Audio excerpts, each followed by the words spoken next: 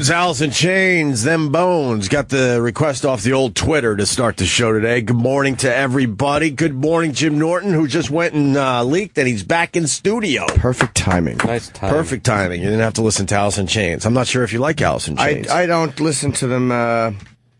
Lane Staley had a great voice. It's just not my band. God, I love Alice in Chains as well. That's a good request off the Twitter. So, yeah. How are you, buddy? Tired and tired. I'm just freaked out about this financial shit.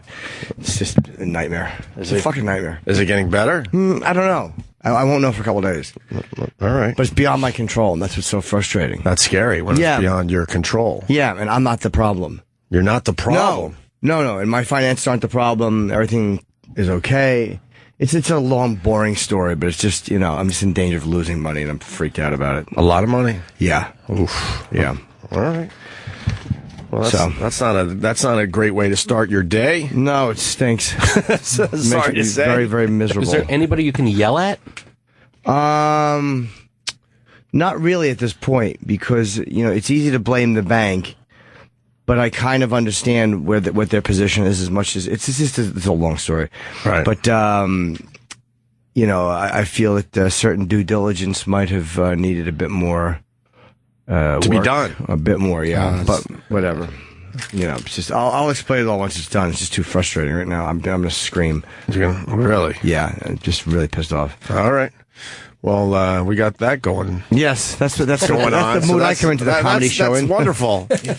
It's going to make my story of buying another hermit crab sound pretty menial. No, not at all. I'm actually calling Jonathan. Do they owe me any money for DVDs? Can you have them send that immediately? Really? Yeah, I'm in panic. Mode. All right, I'll leave my hermit story for another time. No, the hermit story will lighten everybody up. I'm gonna periscope the hermit crabs for the people because they just are demanding it. They're demanding a video. So you got another one? Nah, I'm joking. We don't have to talk about the fact that I got another one. It's a quick throwaway. But I will say this. I saw the same guy at the pet shop who had the horrendous breath where I thought there was some kind of low tide going on.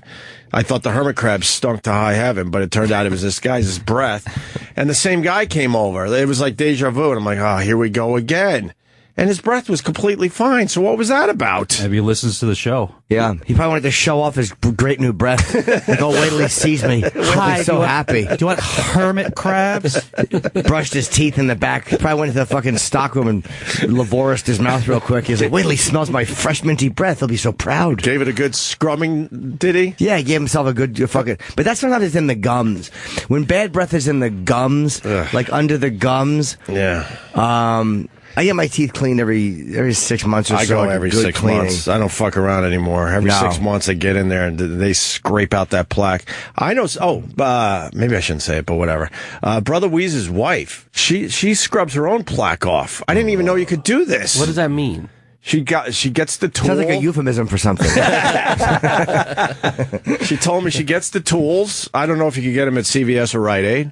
And she removes her own plaque. She doesn't wait for the dentist. Oh, Can you imagine? Yes. No, I can't imagine that. But you would have wonderful teeth all year long. But don't you need some sort of training, or you just scrape your teeth? I'm training. But if you've had your teeth cleaned enough, you could kind of figure out what they do. Yeah. Don't go too deep because you'll hit one of those nerves and start screaming. But don't you knock your enamel off, though, when you do that? Like, if you do it fucked up, you probably knock your enamel off your teeth. I guess. And if they're not quite sterile, if the tools are not quite sterile, you're looking at infection. Yeah. Doesn't seem very smart. Brother Weeze's wife has wonderful teeth, so she has figured it out. Maybe she was going to be a dentist. I don't know. Maybe she tapped out and decided, but she had enough knowledge that she could get her own plaque off. I get my dentistry done in a warehouse where I'm wearing a robe, and they'll usually just fucking tie me to the chair. There you go. The last place you want dentistry done is a fucking warehouse tied to a chair. Do you think that would be a bad idea? Oh, it's not going to be pleasant. It's not going to be pleasant. What's in that case that he's opening? That's not good stuff. That's not comforting stuff. Another movie I got to rewatch. That's so good. I know, That scene is so good. When they're unscrewing the fucking door when he's in his bathtub, he's like, help! But he's yelling out that shitty little fucking New York City bathroom window. How old were you, Jimmy, when you saw that movie? I don't remember. It's 1976. Yeah, so so I was 8. I mean, I don't remember. I mean, I was 5. Sorry, on Tinder, I changed my age. I do have the wrong age on Tinder. It says 41. God, I was 3. So full of shit. But I remember that movie. It was on TV when we were really young, and it scared the absolute crap Well, why the out of hell me. would you watch that as a young kid? We watched all the wrong shit when we were kids. Well, that's horrible parenting. Our dad took us to see the movie MASH in the movie theater, and I was like 4, and Eric was 2. Yeah. And, you know, they saw a leg off with a hacksaw. Like, you see the bone. It's not like the TV show MASH. And there's, like, you know, war and shit going on, and boobies and stuff. When we first got cable, Clockwork Orange and The Shining were on all the time. Yeah. Beautiful. How old were you? 10? Oh, No, God. not even. I wasn't allowed to watch Clockwork Orange. I remember the first, you know, HBO puts out those little monthly booklets. Yeah. I still remember having that and seeing that Clockwork Orange in there when I was like 12. I'm like, what is this? Like, I knew I had to see it. Yeah. And my parents wouldn't let me. Oh, because I had read a Mad Magazine, a Clockwork Lemon. that was the fucking, the name of the Mad Magazine thing. Sure. A Clockwork Lemon. And I remember reading that and then seeing that and being obsessed with seeing this movie. And my parents were so fucking strict. People wonder why I'm a deviant and a creep. 9:30, Jim. No rated R movies, Jim. I was overprotected. And then, boy, I got one of those little fellas in my mouth and I just couldn't stop. Back to you, Opie. Wait, what do I do with that?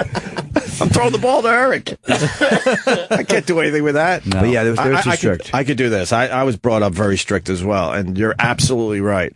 I try to give my kids a little room because I know what it did to me. When I went to college, I was completely out of control because I had the worst curfew and all that shit. Yeah, the biggest whore is the fucking preacher's daughter. I mean, Right. that's the way it is. So I understand, and I could talk about Mad Magazine. How great was that growing up? It was really brilliant parody. I mean, it was great. Do you remember when you stopped reading Mad Magazine? No. Because it went. I mean, is it still It's still out there. It's still Yeah. going on online. Or Probably whatever, when they right? trashed Tough Crowd when I was in Mad Magazine, they fucking had Colin, Patrice, Nick DiPaolo, and me, and they bashed the worst things on Comedy Central. They said we were one of the worst things on Comedy Central, but they also said Chris Rock show was, you know, Was there a drawing or of you? Chappelle or whatever it was. Yeah. Yeah. Oh, that's awesome, Yeah, man. I'm in Mad Magazine, a drawing of us. Oh, there it is. Oh, we have it. There. We'll put it on our Twitter. Yeah. Oh, wow. The third What were worst you- thing in comedy, 2004. I tweeted that.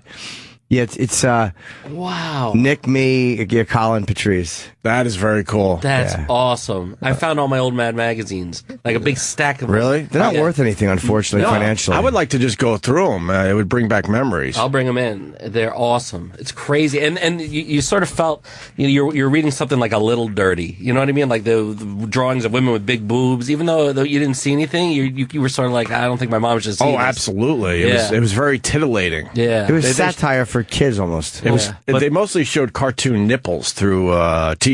Through T-shirts, that's right. And tank tops and whatnot. Yeah, well, in the Clockwork Lemon parody, they do mention rape. So I guess it's for an Yeah, it was for young teenagers, and he's hitting them all in the dick with his thing. I want to get the original. I didn't have the original magazine. We're looking at the cover, which was really funny. It has Alfred E. Newman on the cover, dressed as Alex. Yeah. But I had it when I first read A Clockwork Lemon. It was in a Best Of magazine. Okay. It was probably after the original came out, which I'm guessing was 1971 or 72. I probably read it, years later. Is there like a Mad Magazine app or something where you could just read this stuff through an app? That's a good question. I would love to do that and go down memory lane. I had a CD-ROM like box set of all of them, so I guess I remember they did a great job with the Poseidon Adventure in there. The Poop Sidon Adventure. The Poseidon Adventure. Right? Yeah, Yes, I remember that. Jimmy's right. Yes. I remember that. And what was it? Oh, I remember A Crock of Shit Now. Yeah, Crock of remember Shit that? Now. But they put blip. They Exactly. beeped it. They had something on the front of it. Yes. I want to get the Clockwork Orange one. I want the original magazine. You know what, Jimmy? I'm going to buy that for you. Oh, stop I it! am. I'm Don't gonna you? buy I it. haven't done anything to deserve it. It's going to even be in nice condition. For Yeah, you. Eric will get it. We're not used to anyone being nice to us. You're buying us Atari shirts on. last week. Yeah. NM. I want it in NM or mint. Graded or not graded? If you're going to buy it, you might as well give me a mint copy. Yeah, I'll read it. I remember there was a $6 million man buying a woman cover. Yeah. And it must have been around Christmas because they both had a gift behind their backs and each was going to give the other one a battery. Oh, I guarantee you cute. that's exactly what was how I their remember. demo, you think? Because, I mean, I was in junior high, high school when I was Exactly. really into That's it. what it was. Probably 10 to were they 17 or 10 to 20. You think they were catering to very young people? Not necessarily. I said for kids, I was wrong. It's probably, I would say maybe 12 to 20. 12 to 20. Yeah, That's a. in that area. Maybe. I was thinking maybe a little higher than that. Oh, but maybe. I don't Could've know. been. I don't know. That's why I'm asking. Oh yeah, I remember that one too. Why, how do you remember that? I Or don't did you know. just see We that used to online? we used to read them over and over and Yeah. over. I'm telling you, Mad Magazine, it was great. I never liked Cracked compared to Mad No. Magazine. I always thought No. Mad was better. Yeah, The absolutely. way they would put Alfred Newman on the covers, he would just be in all these funny different I costumes. know. Sometimes he would be Santa Claus. Yes, he would. Yes. Such a good magazine. Um. Very political. Like you didn't realize how political they were until you look right. back on it. Wow, they're Yeah. very liberal. You think? Yeah, but at the time you don't know it. You No, know, you really don't know the difference between liberal and right. You know, no, just the Conservative or conversations I would have with my father. They're all the same people, all the same. That when I was drunk, and he was like, "You'll learn." yeah, you'll figure it all out. Yeah, You're too young for this shit. Yeah, it was like Matt Dillon and fucking Ryan Philippe talking in Crash. He's like, wait till you've been on a job for a little while. Then you think you know who you are. He's like an adult talking to a teenager. There you have it. So the hermit crab. So the bad breath. Yeah, I don't know why his breath was so good all of a sudden. He might have had flu breath the day before it happened once in a while. And that wet, sickly breath, like wet clothes. There was no assistance though. There was no gum in there. There was no breath mints. There was no Altoids. It was just How long were you in the store before he walked over?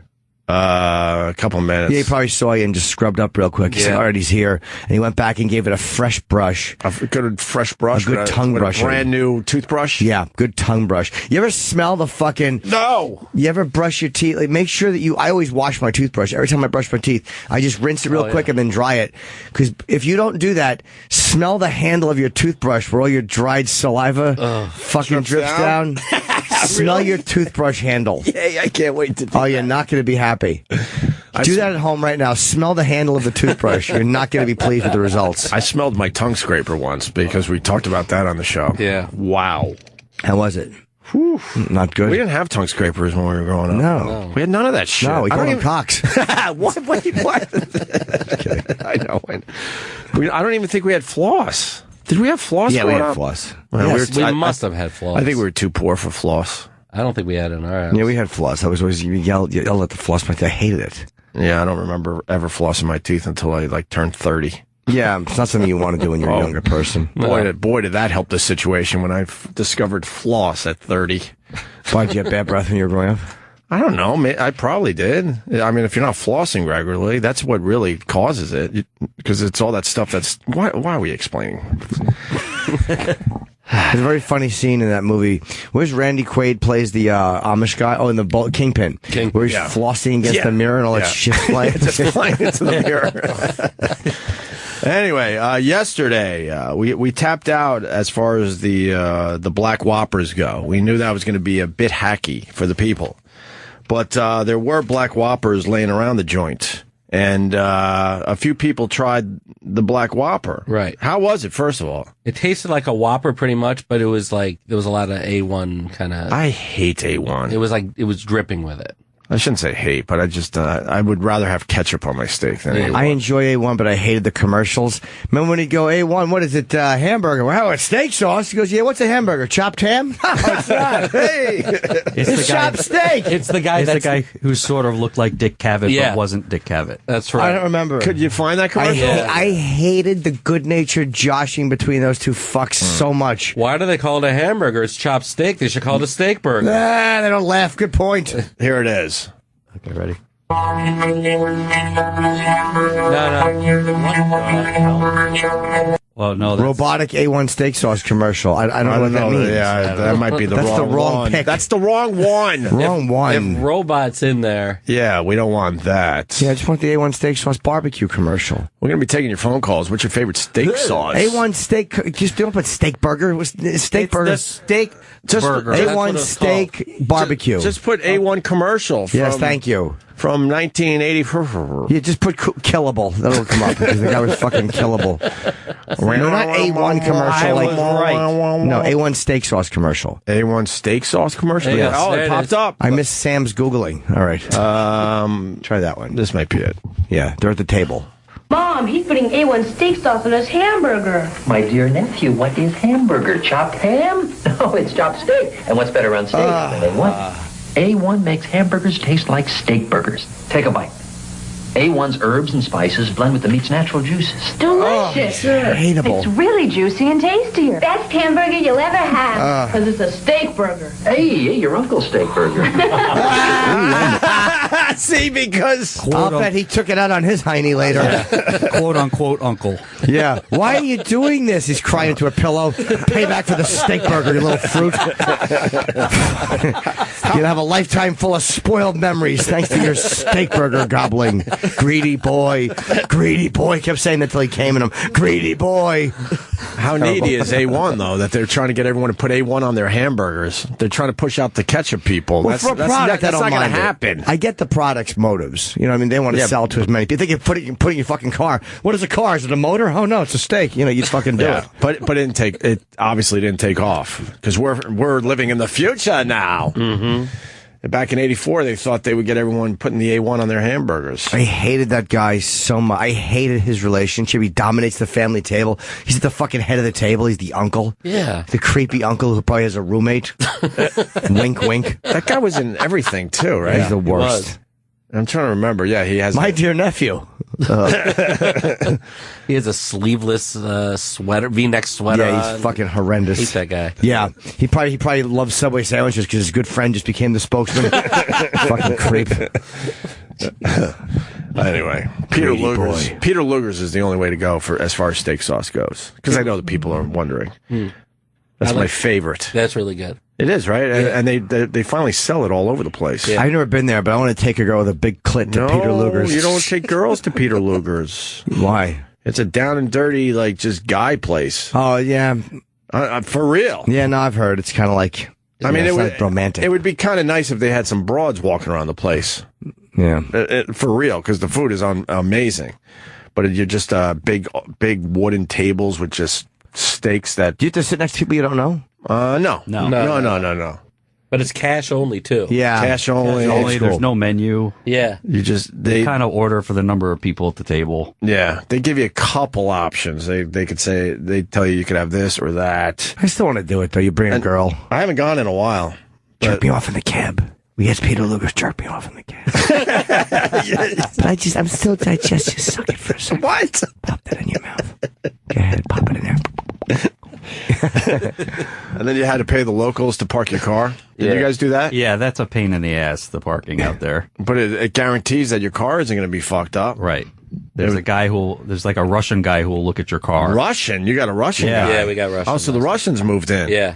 Oh, but they don't fuck with your car if you pay them? No. Yeah, Well, I mean, I haven't been there in well over 10 years, but it was in not the greatest neighborhood It's in Brooklyn. cleaned up now. In Williamsburg, I would assume it's cleaned up a bit. Yep. But when we went, you pulled up and it was the homies. You gave the homies some money and they're like, and that guaranteed your car would be all right. Yeah, no, it's Which the is kind of strange because you had no choice. You had to give them the keys, and you're like, well, but it worked, you know. Yeah, it's old school. I used to go by there sometimes when I was going to Vice. Didn't work out with them.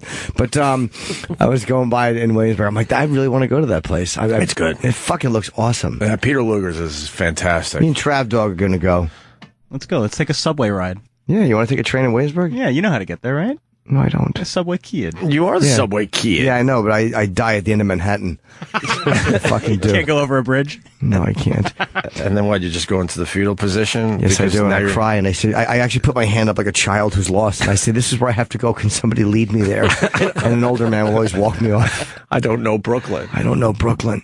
Yeah. You're on the tracks, though, when you stand there looking at the train coming.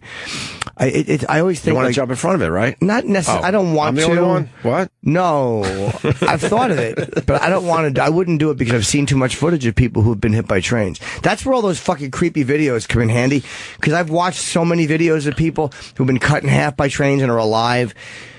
And you just know that you're not guaranteed death. Like, you think you might be, but you could get hit a certain way and just mashed up against that fucking wall. Yeah. Well, the ones that get stupid. And you feel like an asshole. Like, oh boy, I'm a goose. Oh, I've done it this time. Oh boy.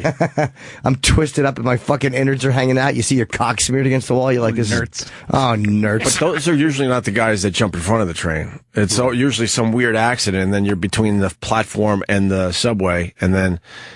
I mean, is it real? They call your loved ones and stuff because they're like, look, as soon as we move this train, you're going to die? That was in Taxi Cab Confessions. I think about that all the time. But Yeah. is it real or not? It might have been real. Yeah, I mean, it's I think it possible. would be They real. say basically everything's being kept inside you. And as soon as they move, As soon as they move, you're just going to bleed out. And everything's going to just drain out of your body. So they actually call your family members that come down and so you can say goodbye. I And saw. everybody else is around. I'm sorry, Jimmy. Everyone else is around you going, move the fucking train. Of course they exactly.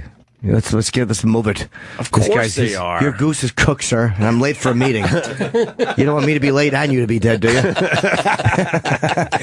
There's footage. I saw footage one time of a fight on a subway platform. Train was coming in, and you know, at the earlier part of when you first buy the subway, they're coming in pretty fast. Towards the end of the track, you know, they're fucking slowing down because that's the end of the, you know, where they're gonna pick you. And they're fighting, and the one guy gets pushed into the train. I don't think it's on purpose. And his arm gets caught. Oh. And it's amazing. He corkscrews. And his arm just gets ripped off by the train. But it wasn't meant to be. It wasn't like, I don't think the guy meant to push him. Right. Just really chilling. Did they continue the fight with one arm? Yeah, it was really fucking amazing. It was the Knights of Knee. Yeah. She's got one arm. I don't. No, I don't. It's right. You've corkscrewed you. Rip your arm off. But yeah, that always scares me. So I would never throw myself in front of a train for that reason. You know, we're going back in time. Monty Python, for the most part, I wasn't in. I had you were one of those hip kids in high school, right? No, before the hip that. kids really loved Monty Python. I liked some of the stuff, but man, they couldn't get enough of it. I love their movies. They still hold up. yeah, they Yeah. They're still hilarious. I got to try it again, I guess. Our dad would wake us up on Sunday nights at 10 o'clock at night, and we'd watch that from 10 to 10:30 and Faulty Towers from 10:30 to 11. Then he'd put us back to sleep and not tell our mom. And then Eric and I would be exhausted the next day, and she would have no idea why. And he did that for years. So he wanted us to be exposed to that kind of comedy. Some good comedy. Yeah. So what happens? We end up at Letterman. Your boss is growing a very strange beard. Your old boss. He had like a Duck Dynasty beard. Wow. I saw. Well, one of the Monty Python movies was Jabberwocky, right? Or Jabberwocky or that Jabber. was, I think that was him. Is that a concert film? Or is it? No. A memory's coming to me, and I don't know if it's. That was. I think that was the movie that had a really nice set of tits in it that I used to whack off to. They broke the fourth wall in a weird way too. Like, they did stuff that nobody else was doing. Really weird shit, cartoon shit, and it was just going to these odd directions. And you know, they were very creative guys. I wasn't mature enough to get Monty Python when I was growing up, so maybe I should go back and try it again. That was directed by one of the Monty Python guys. Jabberwocky or Jabber? I'm trying to remember. Jabberwocky, you're right. Yeah. But I do remember there was a nice set in there that used to drive me nuts as a young lad. I think my favorite was I don't know, Life of Brian or Holy Grail. Oh, those are amazing. One of those Meaning two. of Life I liked a lot. Yeah. That one I did like a lot. I didn't like it as much as those two. You know, it was just they started off with that corporate pirates bit. Yeah. That's just bizarre creative stuff, and of course the famous one is the fat guy fucking exploding. Oh, amazing. You know, Whopper Mint, the vomit bucket. There's I don't know if there's anything better that's ever been filmed than that fucking vomit bucket. Him and the maid cleaning up and him just fucking spewing on her back. Right. He's trying to clean. He comes walking in. They say, "Oh, how are you doing this evening? Better. Get me a bucket. I'm going to throw up." Yeah, That's just the setup. Now imagine doing that today. Yeah. You can't do that scene today. you might be able to with the vomit. I don't know. I don't know. The fat shaming would be all over the place. That's true. You just can't do that type of shit anymore. Yeah.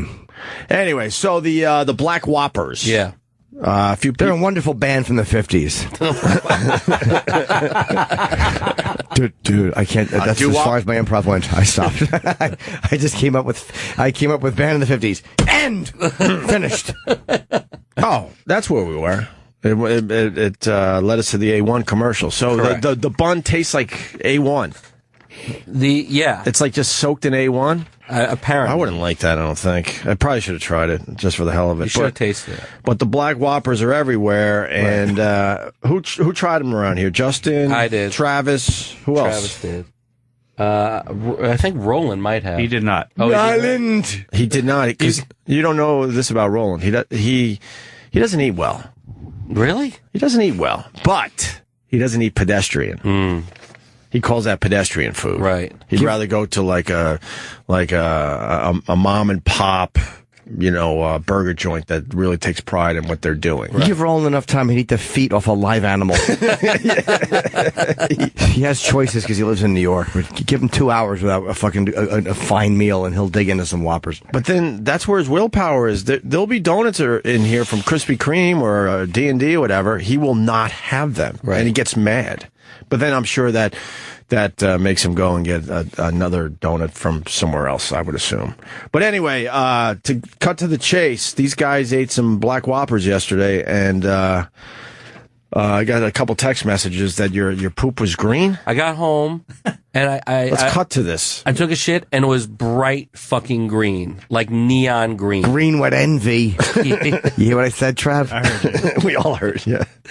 It was like crazy green, and I got scared for a minute, and then I figured, I wonder, it's probably the black burger. So I texted Travis, and I said, I just took a shit and it was bright green, because I knew he had the same black burger, and his response was, the same thing happened to me. You had green poop too? Yeah, the Black Whopper is the gift that keeps on giving. Oh wow! It's like green. It's not. Oh, it's a little green. It's green. It's crazy green. It's awesome.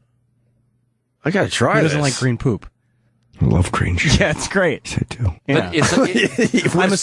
But I'm assuming they use green dye to make the buns black. That's my. Yeah, that has to smart. be it. Yeah. Okay. Travis very logical. Yeah, he has a very good logical mind. Yes, he does. Yeah, but it was great. They should market it that way. They really should. You want to shit green? Eat this garbage. What was better, the burger itself, or the Whopper, or the fact that you could look at green poop? I don't know. It was kind of like, have your cake and eat it too. Yeah, Exactly. It really it's like was. fucking shitting out sod. It was. So then I asked the guys to go to Twitter to see if this is actually happening. And it wasn't a coincidence, which would be silly because it's two guys at the same day that eating Black Whoppers. Here's two guys. But Yeah, I checked last night, like right after Justin texted me. I like searched just green Whopper, and it's just everyone. So a few tweets here. Burger King has a Halloween Whopper that apparently gives you green poop. Then the next guy, thanks Burger King for turning my poop green with your Halloween Whopper.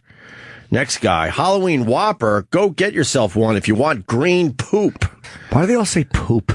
They trying to keep it clean for Twitter because, Why? Shit is okay. Twitter's highbrow. Yeah, Twitter's it's a highbrow place. You can curse on Twitter. Nah, it's a highbrow place, so Yeah. people choose not I to. took a sugar. Amazing boy on Twitter writes, if you eat the No, I Black didn't. Whopper from Burger King, your shit, there you go, Jimmy, will be green, like dark green, OMG. If you want to have St. Patrick's Day green dookie in 8 to 12 hours, enjoy the Halloween Whopper from Burger King. This can't be good for marketing. No. Yeah, so if I ate the it's Halloween great for marketing. Whopper I agree. yesterday, Yeah. you think? Yeah. Amazing for marketing. Males 12 to 60 are going to love this. Yeah. They're going to eat one just to see if they're poop. Absolutely. They're going to shit in their wife's sleeping face. So they should put it in the commercial then, maybe. Go all in. Yeah. And it'll make your poop green. The Whopper is delicious. Then you just show, like, from outside a bathroom, you just show a guy looking in the toilet going, it's green! And they just show the Whopper's photo. Yeah, so if I ate the Halloween Whopper yesterday and got a bright green surprise in the toilet today, Miguel writes, LMAO, the Black Whopper turned my poop green. Almost done here. Jonathan, a Black Whopper that turns your poo neon green. Thanks, Burger King. Halloween Whopper, Frankenstein poo. That's probably what the Those Halloween are all the part. hashtags. That's the Halloween part. Oh, so you think they might have done this on purpose? Yeah, your shit Trick is. and treat? Yeah, your shit is dressing up like Kermit. Trick and treat. Damn, the Burger King Halloween Whopper made my poo St. Patrick's Day green and not Halloween black like advertised. Halloween Whopper update, the black bun makes your poop green.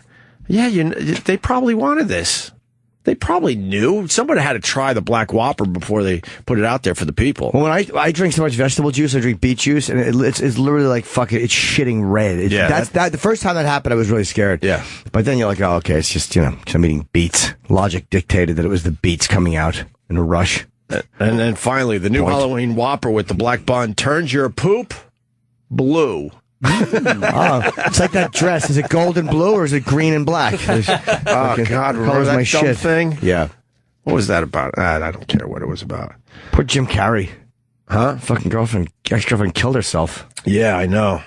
That is, so what, they break up? He's 53, she's 28. She was hot, too. She was very hot, and then they break up, and she basically says she's leaving Twitter, and next you know, she's dead of a drug overdose. No, didn't they break up and get back together? They did, but then they broke up again a couple days ago, and then fucking... they definitely broke up. Yeah, but they had broken up again, and she puts this note out on Twitter, and then she wrote something on Instagram that was kind of like this reference to leaving the world. It was really depressing. That stinks. Just days after pair split up, yeah. Signing off Twitter, she tweets, I hope I have been a light to my nearest and dearest. She's hot. Fuck. And then some emojis and love and peace and what is the other emoji? I can't really see it here in the paper. To y'all. And then, yeah, she's dead a couple of days later in somewhere in Sherman Oaks, I believe. She left a note to him, I think. Ugh. Left a note to him, left a note with his name on it. That's never good. No. That's really a fucking big, no matter what somebody does, that's a big thing to put on a person. Yeah. I always wanted to, if I ever kill myself, let me rephrase, when I eventually, I'm going to wind up, I'm going to blame somebody who I hardly know. That's going to be the, that's the goal. I'm going to open up the phone book and just put your finger down. I'm going to blame somebody at Sirius who I've only met like once or twice. Like somebody over at fucking, somebody on fucking OutQ or somebody on fucking Shade. Larry on OutQ or fucking Billy, the intern on Shade for your shaming me. Like, what? I met the guy once. I don't even know him. That would be so wrong. Or somebody in the office down the hall that I literally had nothing to do with me. They have to try to explain it. No, but you build a whole backstory. Yeah. Like fucking, like Mary down there on Cosmo. Mary on Cosmo, I wanted a baby and she wouldn't. She got a miscarriage. And then Mary's husband would be like, why would he lie about that? She's like, I don't know. He's fucking lying. I never fucked this guy. Playing Mary at Cosmo. That would be funny. Yeah. That would be very funny. The silly gooseism of all time. But that Carrey thing, Jim Carrey thing is very fucking sad. Mick Jagger's girlfriend did it. But they were, I think he was banging everything that walked, and they were together for years, and she was in her 50s. It's like, by that point, you feel older. But you can't be that stupid if you're dating Mick Jagger. Yeah, or Jim Carrey even. It's like, what do you think? You can't be stupid about that. Maybe it's the breakup that gets them. Maybe they tolerate all the fucking around, especially if you're Mick Jagger's girlfriend. You can't think that he's not fucking everything else. The first time you have to fly coach after the breakup. Oh my God! Yeah, you're thinking to yourself, what is happening? What is happening to me? I've been excommunicated from the circle. Yeah, yeah. If you're Jim Carrey's girlfriend, she was, I think, a makeup artist, and she moved from Ireland to do makeup in L.A. And when you have that kind of I don't want to say juice or whatever the word is. Hey, that's Jim's girlfriend, the makeup girl. But then when you're not anymore, you're just his ex, and you got to see him with Luger. That's just probably really fucking miserable. She had to be emotionally unstable to begin with, though. Yeah, absolutely. I mean, come on. Absolutely. Still very, very sad there. Kim Davis supposedly met with the Pope.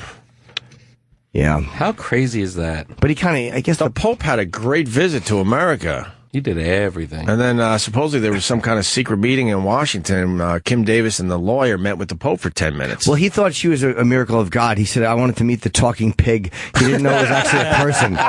He said, take me to the farm to meet the talking pig. And anyone had the heart to embarrass the pontiff. How do you feel about that? I understand why he'd meet her. Look, he's the Pope and she's against gay marriage. But he said you have the right to conscientiously object. But they say they're not really talking about the meeting, and he's not harping on it. It was like, of course the Pope secretly likes that she's not helping gay people get married. You know, he kind of has to. I don't know the politics of that shit. Like, I don't know are there people in the church that pressure him to meet with her? Like, is there a conservative side that's like, you have to? And he's like, all right, but they'll make because he seems more liberal. But then again, of course, the Pope doesn't like abortion or gay marriage. You're never gonna get the Pope to go abortion is great or fucking, you know, I mean, it's the fucking Pope. So I get why he met with her, even though it's kind of irritating. The Vatican, their statement was, we're not confirming or denying that the Pope met with Kim Davis. That means the Pope met with Kim Davis. But then again, he's not walking around with her saying, look at this, the wonderful example to all humanity either. Right. He knows she's a bit of a cunt. I think he tweeted that. And they made him delete it. Yeah, he's like, I met with her, but she was a bit of a cunt. Well, that would make a lot of people happy. Yeah. And he deleted that would cover all bases. He misspelled cunt. A little bit? Yeah. We missed a story yesterday. I was laughing out loud when I read this to myself. Man previously convicted, I know we've talked about this guy in the past. Man previously convicted of squirting semen on women from a bottle. Oh, is this the guy in the Superman Remember this outfit? guy? Yeah. What an antisocial. It's just, but it makes me laugh how ridiculous that is. But not the right thing to do. You should not be doing that. Did he do it? What did he do this time? Well, here we go. So, man previously convicted of squirting semen on women from a bottle now allegedly ejaculates onto women walking from bus stop. What the fuck? He looks like fucking Marlowe from The Wire.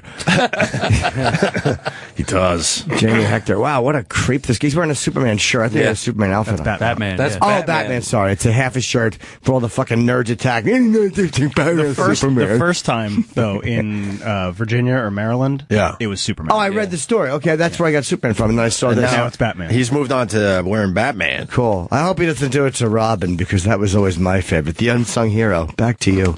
What do we got on this? I don't have the story in front of me. Eric, what do you got? It's in your pile. It is? I can't find it. It's there. He threw cum on a woman. There's really not much more to tell. That's true. Exclamation point. Jimmy's right. I don't know. I guess he's just one of these guys that he hates women. Oh, yeah. They made the headline boring. That's why I didn't find it at first. They should literally, if you do that more than once, if you're throwing cum on women, it's not rape, but it is some kind of a really bizarre assault. We have to start cutting off fingers in this country. Like, I think that there's something to be said for fucking barbaric punishment. Like, you've thrown cum on more than one stranger, you lose 2 fingers. So everybody gets one. Everybody gets to do it once. Well, yeah. Because you might be having a bad day. Yeah. Yeah. We're all kids. We've all right. We've all made mistakes. We've all been stressed out. Yeah. And there's somebody walking by and you're like, she needs a little cum thrown on her. Who hasn't lobbed cum on somebody? But after that, the punishment, and again, I think for stealing, cutting a hand off is way too harsh. Again, I was watching ISIS videos where they take a sword and they chop your hand off, and then they immediately tie it off and put you in an ambulance. It was a really weird system and then there was some where they were like extending a leg and they cut one foot off and one hand off for whatever your offense was. Wrap it up so you don't die, put you in the ambulance and send you on your way. That's too harsh. But a finger for throwing cum on somebody. ISIS does this? Yes, they were in this village. And they were laying down the law. So they weren't killing people. They also just cut off hands. I did not know. For stealing and for other offenses. Yeah. Maybe not, maybe fucking eating during Ramadan. Like, they're really, really a little strict. And you watch these videos of them just cutting the hands off? Oh, yeah. Man, I just can't. It's in the public square. It's not pleasant. But I mean, I think that there's something to be said for that. If you're throwing cum on strangers. Because nothing's going to happen to you in the end, really. Yeah, fingers. Okay. And he pleaded guilty, and he didn't go to jail. Wait, how do you not go to jail? So now he's doing it in another state. Multiple MIGs. We saw what happened with him. Yeah, 4 years ago, Michael Edwards pleaded guilty to squirting his own bodily fluid. It's semen, by the way. Mike, you don't come on your hand and throw it on a lady like that! It's semen. They'd cleaned it up for this story from bottles onto women in Maryland stores. He was caught on camera and through DNA evidence. The prosecution recommended jail time, but the judge gave him 3 years of probation for that. Now Edwards is allegedly back to it again, this time in Virginia. He's been arrested for 2 more sex crimes in Virginia since August, and a source close to the investigation tells us that Edwards is the primary suspect in an even more horrific bodily fluid, it's semen, squirting attack on another woman. In August, squirted it. Edwards was arrested for allegedly taking upskirt photos of a woman in a Reston Safeway store, then following her and exposing himself. He was arrested again in early September for allegedly taking upskirt photos of another woman at a different Safeway store. 3 days after that, he allegedly went back to his old ways. According to an affidavit, a Virginia woman was squirted with bodily fluid, but not from the bottle this time. How did he get his cum in a bottle of squirt? That's such a viscous material. How much cum do you have in a bottle? Because to squirt something, it's got to be fairly full, and you squeeze and it shoots out. How do you do it? It's easy. I mean, It probably waters it down. Maybe. Or he just builds up a good load. Yeah. Or he just did it like a priest and fucking shakes the bottle. Fuck. He was blessing them. Maybe that's why the Pope met Kim Davis. He blessed her. He blessed me, and the Pope was giggling on the plane. They're like, "What's so funny, Your Holiness?" He's like, "I'll tell you when we're in the air." It's still a crime in that country. Right. When we're over international waters. Yeah, remember I blessed her why I said open wide? Here's why. On September 8th, a woman got off the bus at a commuter lot at Lee Highway and Stone Road. Okay, we don't need all that details. Just a few blocks from Edward's home. Okay. According to police, she was walking along the sidewalk when she suddenly felt something on her back. When she turned around, she saw a man touching his genitals. He ran away, but then she started to feel something wet through her clothing, and that is when she called the police. After the attack, police saw Edwards on surveillance video across the street at a gas station. In an interview with police, Edwards said he was home at the time doing Bible study with his mother on the phone. Well, at least he's not a mental patient. That's good. That's your excuse. When your excuse is I was doing Bible study with mother on the phone, you're a mental patient. Did you come on this woman? No, I didn't. Bible study. Mother and I were talking about the Lord on the phone. How could I? The Lord Jesus Christ. Yeah. Yeah, he's just a really My Lord and antisocial. Savior. What a creep. That is creepy. What a fucking creep. Well, the judge is stupid. Yeah, how do you not give the guy jail time? You give him some cum on somebody. I think if you throw cum on somebody or squirt it through a water bottle, you should do some jail time. What if the finger thing, cutting the finger off, is too harsh? They should put your fucking arm against a brick and smash your fucking elbow. Because I know how much. I know how unpleasant tendonitis is, and I can vouch for it. Just break your elbow. Yeah, with another brick. That does not sound fun. Dude, that's a fucking horrible thing. Imagine if your fucking chick's walking down the street, she had cum thrown on her, and it was dried by the time you get to lick it off. I mean, all right, sorry. Cuckolding 101. You guys, back to you. We're missing the obvious here. Let's go to Corey in Houston. Good old Houston. How are you, Corey? And that's how you executive produce. Yes. Will be funny every time. Yes. Go ahead, Corey. Hold on. It might be me. Oh, no. Corey, try again. Go ahead. Yeah, I just think it's odd that he's wearing a Superman and a Batman shirt when it's clear that he admires Spider-Man. That's pretty That's funny. good. No, it's good. It was clever. I didn't think of it. Thank you. Thank you, Corey. Thank you very much. I want to talk about cutting fingers off and how it's really done in the Middle East. All right, Here we Jimmy. go. I don't know about Jimmy's asking for cutting this. fingers off. I don't know about in the Middle East. I've only seen the hands. But yes, hello, person. Hey, what's up, Jimmy? Hi, buddy. I think you're right. I think if you look at the way things are in this country now, how many times do you see like a pedophile and they put him in jail for like a month, he gets back out, he does the same thing over and over and over again. In the Middle East, they just cut their hands off, and they don't have a problem with child molestation in the Middle East. So it clearly does solve the problem. I agree with you 100%. Yeah, and especially for stealing, it's way too harsh. But you give pedophiles get like 5 years sometimes or 6 years, and bank robbers get 25 years. Yeah. So I get why you'd fucking rob a bank. Who was it, Dillinger? Which one of those famous guys they asked, why did you rob banks? 'Cause that's where the money was. I mean, Yeah. I get why you'd go take money from an institution with money. Sure. But, He's gone. All right. All right, thank you. Let me say hi to Jaron. Karen, what's your name there in Kansas? Jaron, what's going on, buddy? well, I've been listening for about a month, and I just really discovered Chipperson about a week ago. Oh, God bless. Well, you guys laugh. It's ruining. That's why I'm laughing. We all know what you were going to say. Good. Please tell me what's happening. Well, I went to this little biker party type deal, and this guy goes, "Yeah, I had the worst day. I had a staple pulled out of my tire." And I went, "Yeah, someone tried to leave you a note or something," and no one knew what I was talking about. And I laughed for 30 seconds out loud, and everyone just looked at me like I was stupid. It was probably too highbrow a joke. Yeah, Chip is very addicting for people, and nothing makes me happier than that. It's just such a stupid thing. Guys just texting, like people post screen caps of their texts with their girlfriends, and sometimes the women get into it, but 80% of the time they don't, perhaps 90%. Yeah. And it's just the woman texting something and annoying him, and and then he's like, what did you fist? And then nothing. Nothing after that. Yeah. That's how I'll always stop certain text messages with certain people. I just fucking do a chip, and I just know that we're done talking for a while. Oh man, keep it up. Love Thank it, you. boys. All right, buddy. And I keep teasing the animation, but it is being worked on. Episode 3 is being written. We had to write a third episode, so it's definitely working. And number 1 is complete. Where is this going to be shown? Online. I'll probably do it online. I was. They were asking me, my manager, do you want to shop it to a network? And I was going to give it to my agent and I'm like, no. I just want to put it online. I don't know if anybody would want it. I think the humor's too specific. I don't expect it to go anywhere.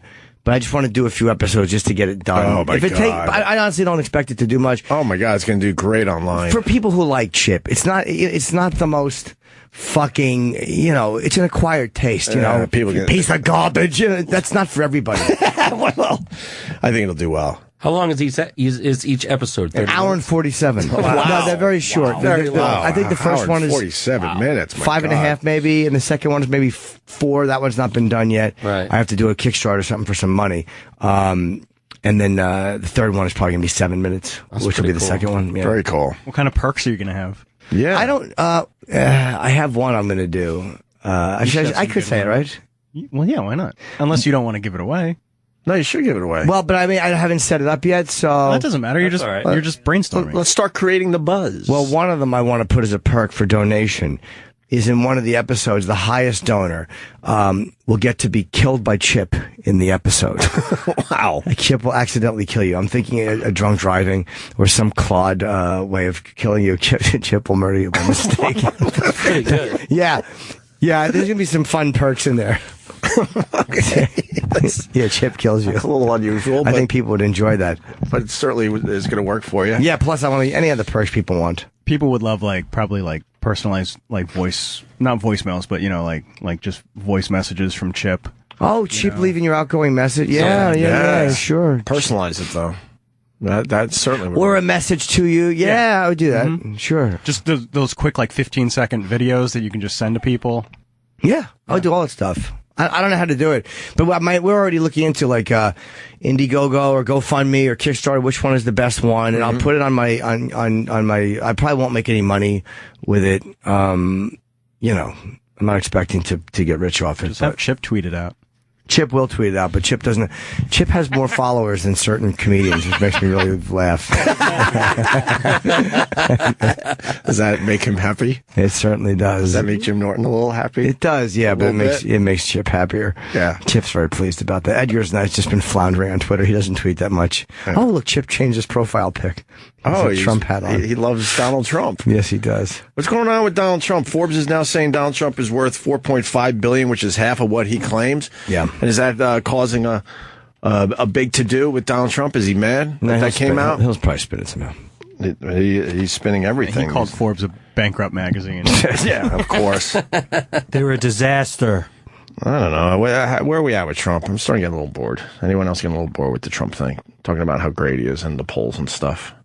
I want a little more substance from the man. He's got to do something big soon. You think? Yeah, something He's big. got to change it up a little bit. Yeah. Well, we got a couple clips that we could try. By the way, did you see Dr. Steve had No, an my explanation? health won't allow it. He had an Sorry, that explanation. didn't help. He had an Apologize. explanation for the green poop. Oh, really? Yeah, it's when a gremlin comes in your hiney. A lot of times somebody will ejaculate into your anus, and it has something with it. It's usually a prostate cancer issue. He's just a ghoul. Yeah. This is his favorite time of year. Yeah, sometimes Halloween. it turns your semen green, and sometimes in the gay community, one will ejaculate, and the fluid will accumulate around the stool, causing green stool. I hate that. Gets all over my chest.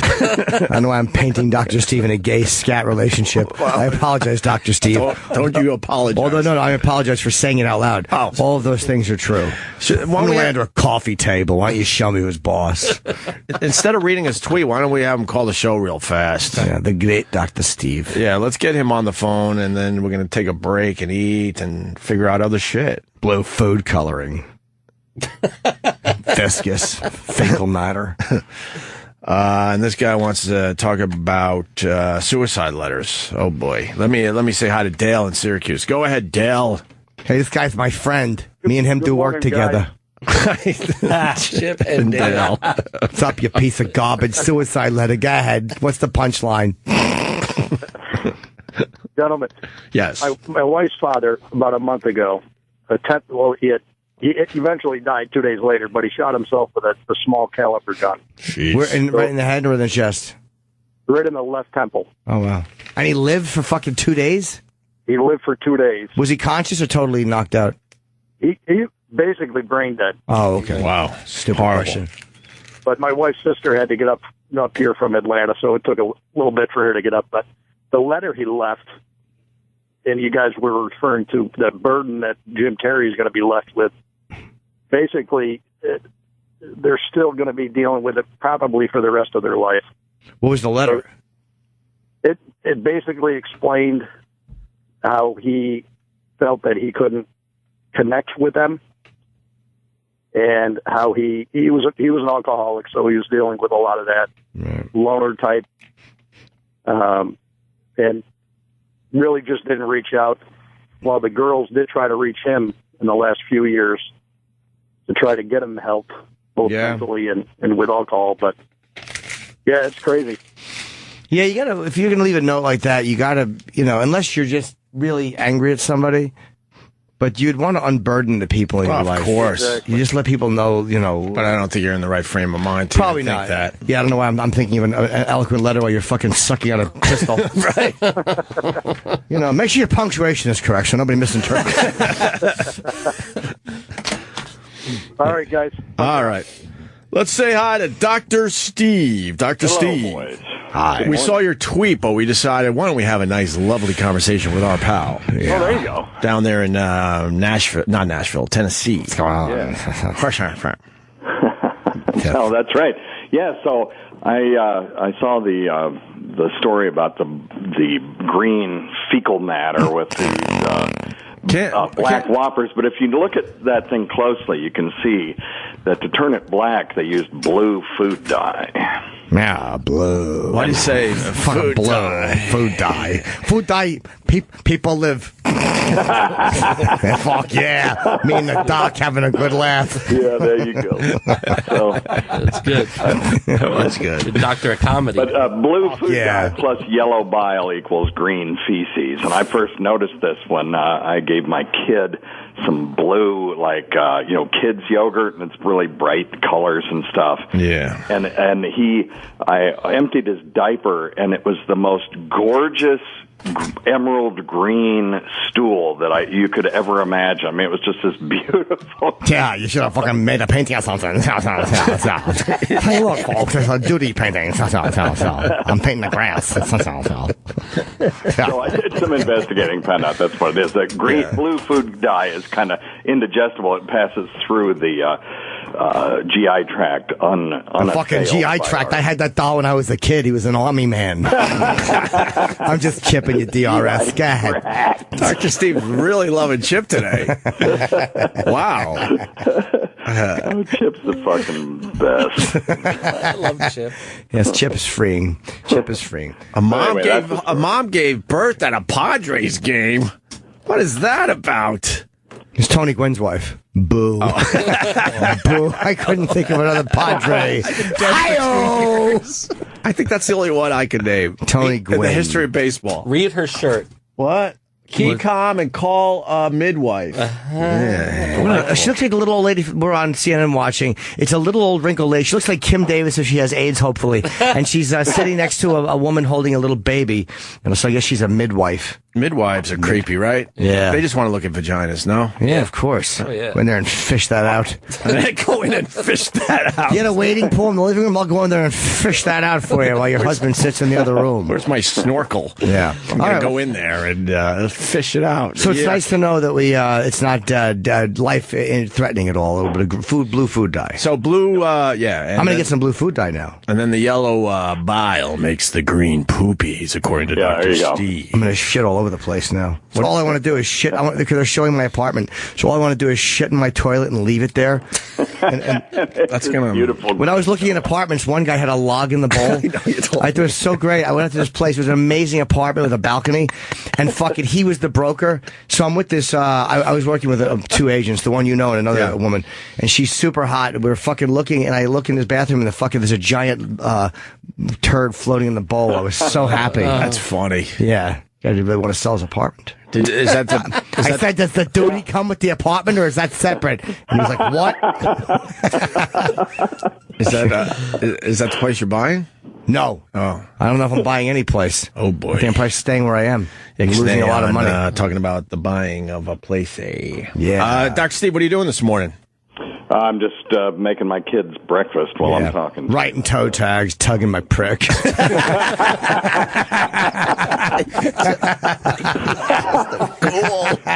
Oh, shit. Oh, man. Where are we at with Weird Medicine? What do we got going on? Well, 10 p.m. Saturdays, and then the rest of the time at E-Rock's Pleasure. And check out our...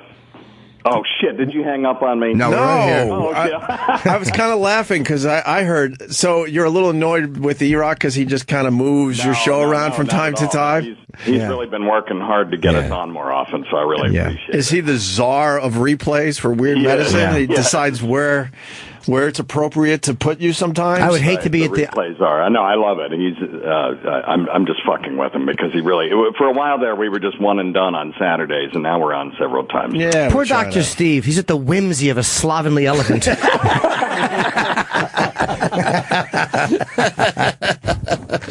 And check out our ETN comedy website. We had this Jim Florentine thing, and it was a huge success, and so we're going to do a lot more of them, and we'd love to have you guys down sometime. Can I ask you something about that? Yeah. Are you getting a little taste, hopefully? Yeah. All right. I mean, it's good. As long as you're getting a taste, because you're trying to bring comedy to the middle of nowhere, basically. You're right. How many people live in your area?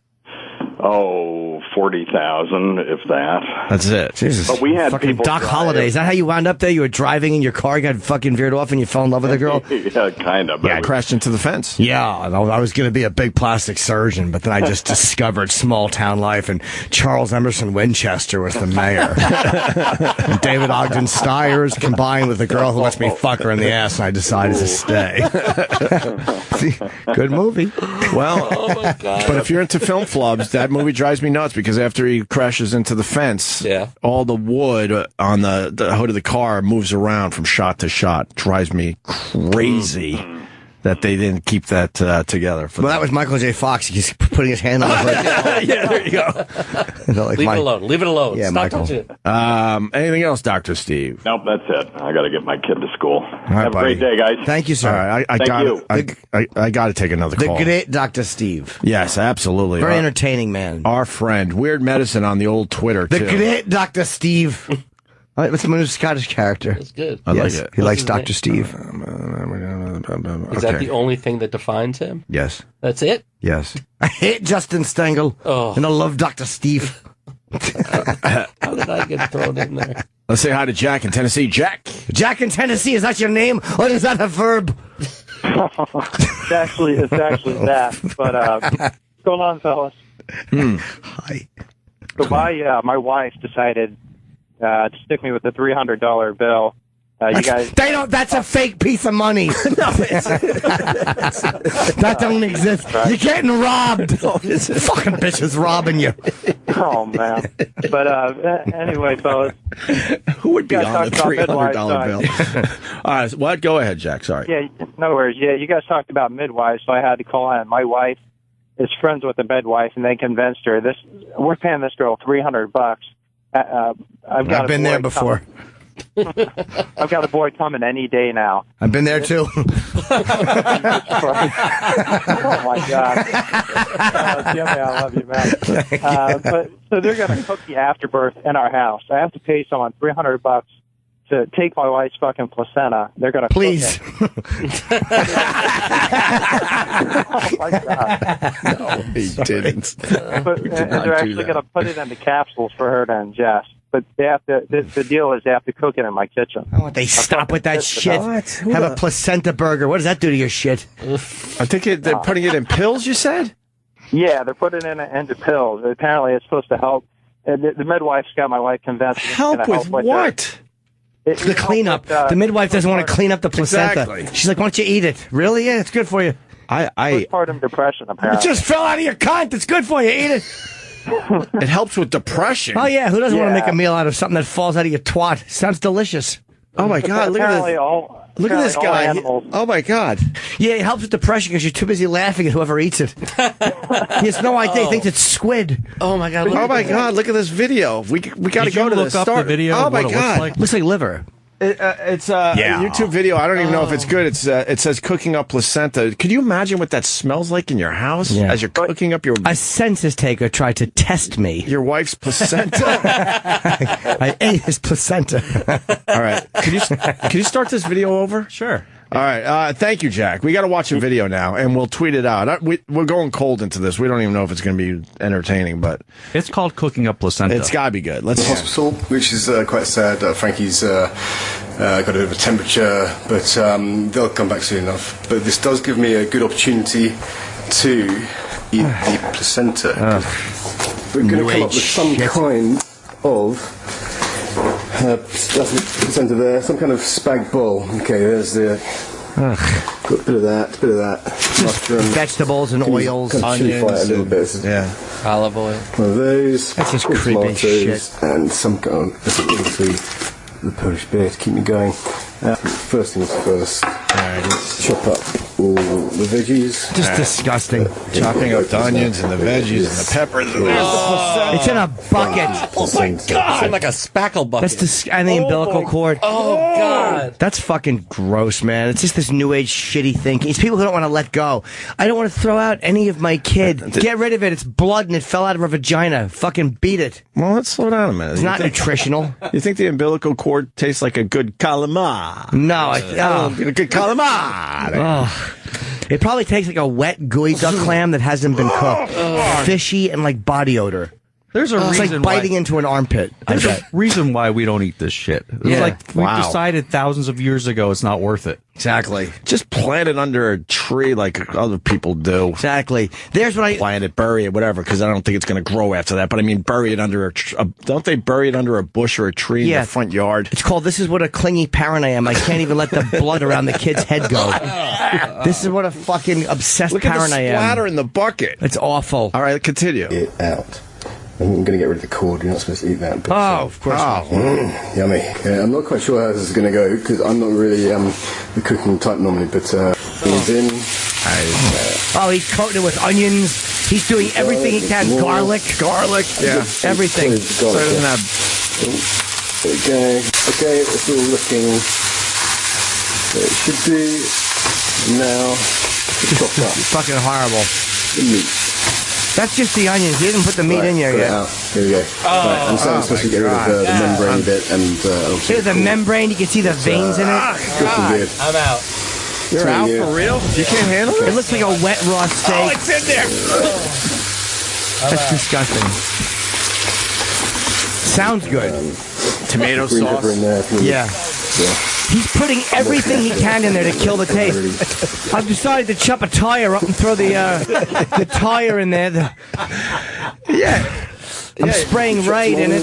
I think you're right, though. I think you can eat a tire if you prepare it this way. Everything. Treat it like you treat liver. I think it's about time to get the pasta on. Tell me that's not in here. Okay, let's give it its first taste. Hey, it's fucking horrible. Yeah, get some of the placenta.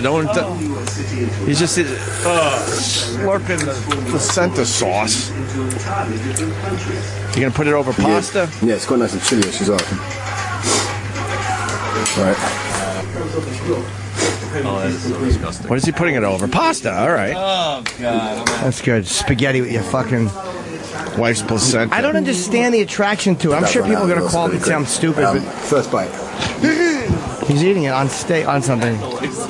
Yeah, but he could have switched it out for a little steak or something. Yeah, it's a bit livery. A bit livery, he said? Yeah. Of course it is.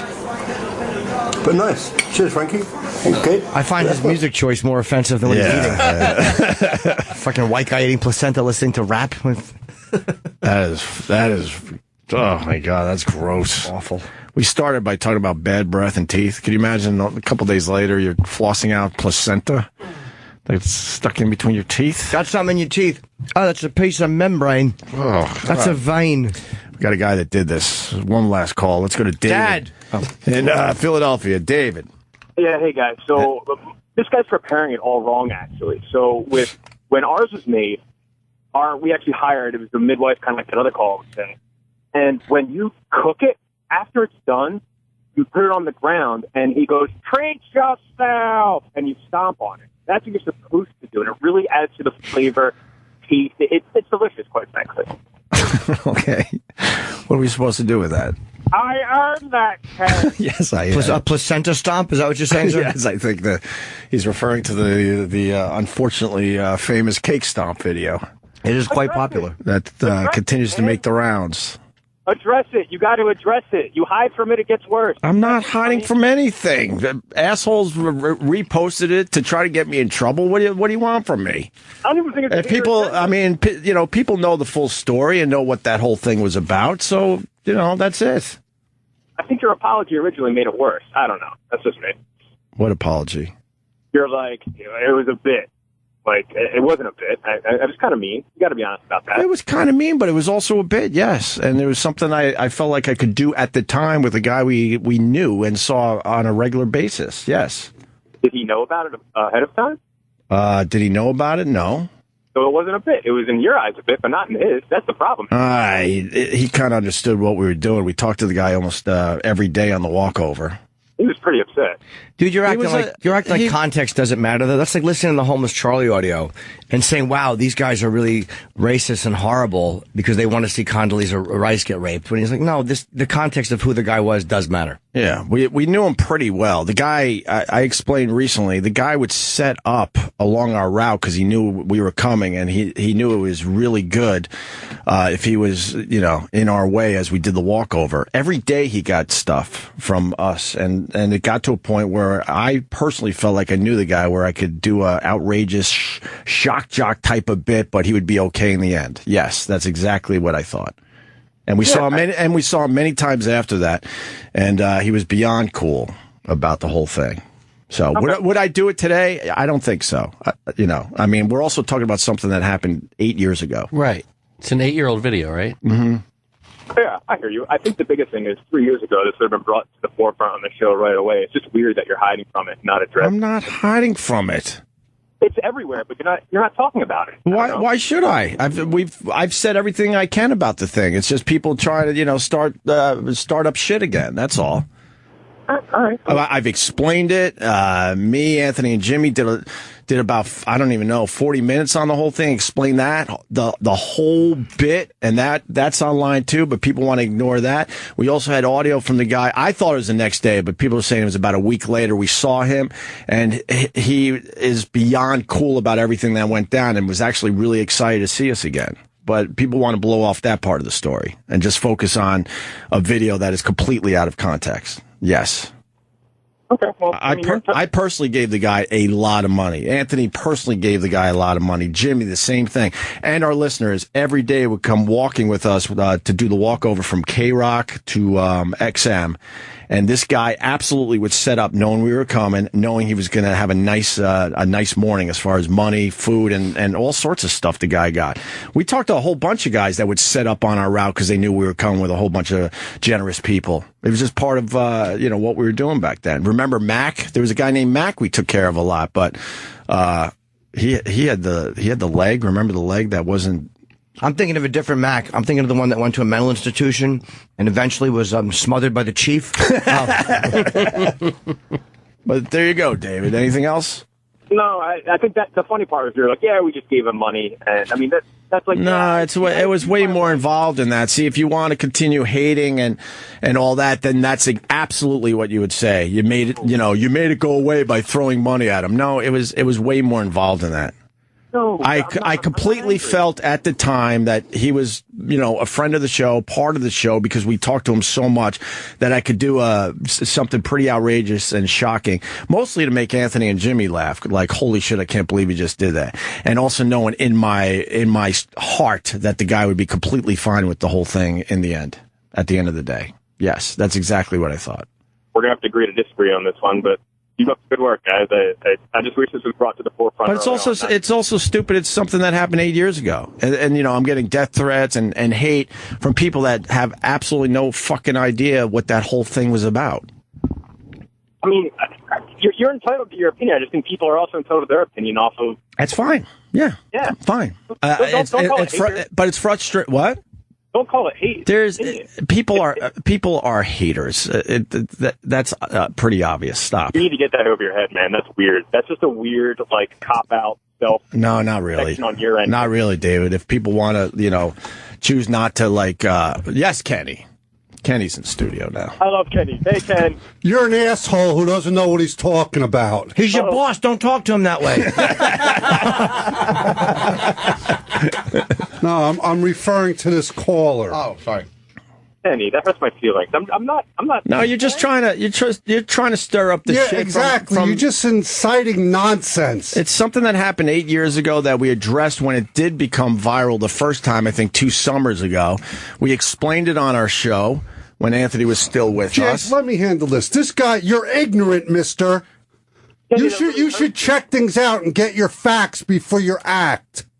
That hurts my feelings, legitimately. I don't care. That's you. If you let it hurt your feelings. I'm just stating something. All right? Because there's a lot of shit going on. All right? And there is hate. And it's uncalled for and unnecessary. Oh, boy, Ken. Stop with the hate, please. No, you stop with it. With your passive-aggressive bullshit. Oh, boy. Yeah, David, it's something that happened a long fucking time ago. So it's being brought up to fucking try to, to try to hurt me. Period. It's nothing that has happened recently. It's a long fucking time ago. All right. I mean, you're entitled to your opinion, just like other people. Stop bringing up opinion, you stupid fuck. Opinions are like assholes. Yeah. Everybody's got one. They all stink. And so do you. That hurts me to the core. I don't care. Hold on, let me put Jimmy. I'm right here in Staten Island on the phone. Go ahead, Jimmy. Yo, good morning, boys. Good morning, David. You sound like a hipster jerk off cunt. Shut your fucking shit trap. He was doing a fucking bit. He did the bit. It's over. Get over it, you fucking cunt.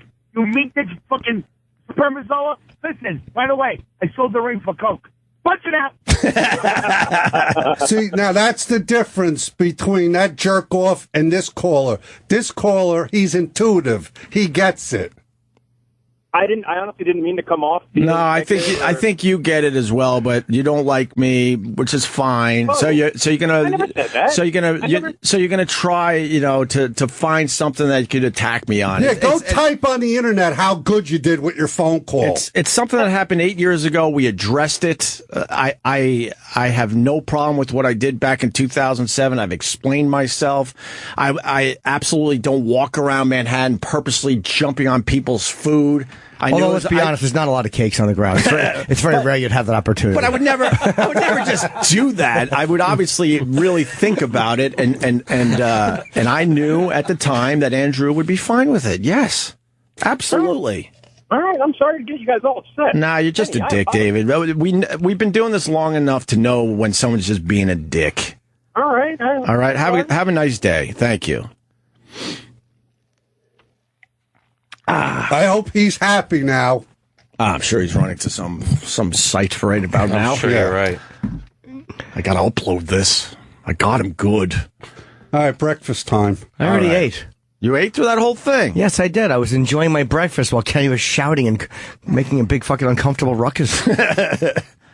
All right. Yeah. And Lady Trucker thought it was hilarious because I almost slipped and fucking broke my neck. Thanks, Lady Trucker. Yeah. Thanks for the support. But yeah, it's funny. Every year when I go out to do the West Coast to promote something, it's always on the explain what just happened with Opie and Anthony tour. Like 2 years ago, it was the cake stomp. Mm-hmm. I had to explain. And then last year, it was Anthony's firing. So if I go out this year to promote something, hopefully there'll be nothing fucking awful. It's always something. But it's just frustrating when people don't know. A lot of people... because they don't listen to the show, they think it happened like last week. They don't even know what year it happened. They refuse to believe. Some people have their own agenda. I understand it upsets some people. I do get that part of it too. But I explained all this already. I always wonder what happened, Andrew. All those guys. And when we stopped doing that walk, a lot of them went away, and they found another spot that would bring in the money. I told you, Charlie. Because I still walked that route, and those guys were gone because they knew we weren't coming anymore. Charlie came to Caroline's to see me one time, homeless Charlie. I know. He was the greatest. Yeah.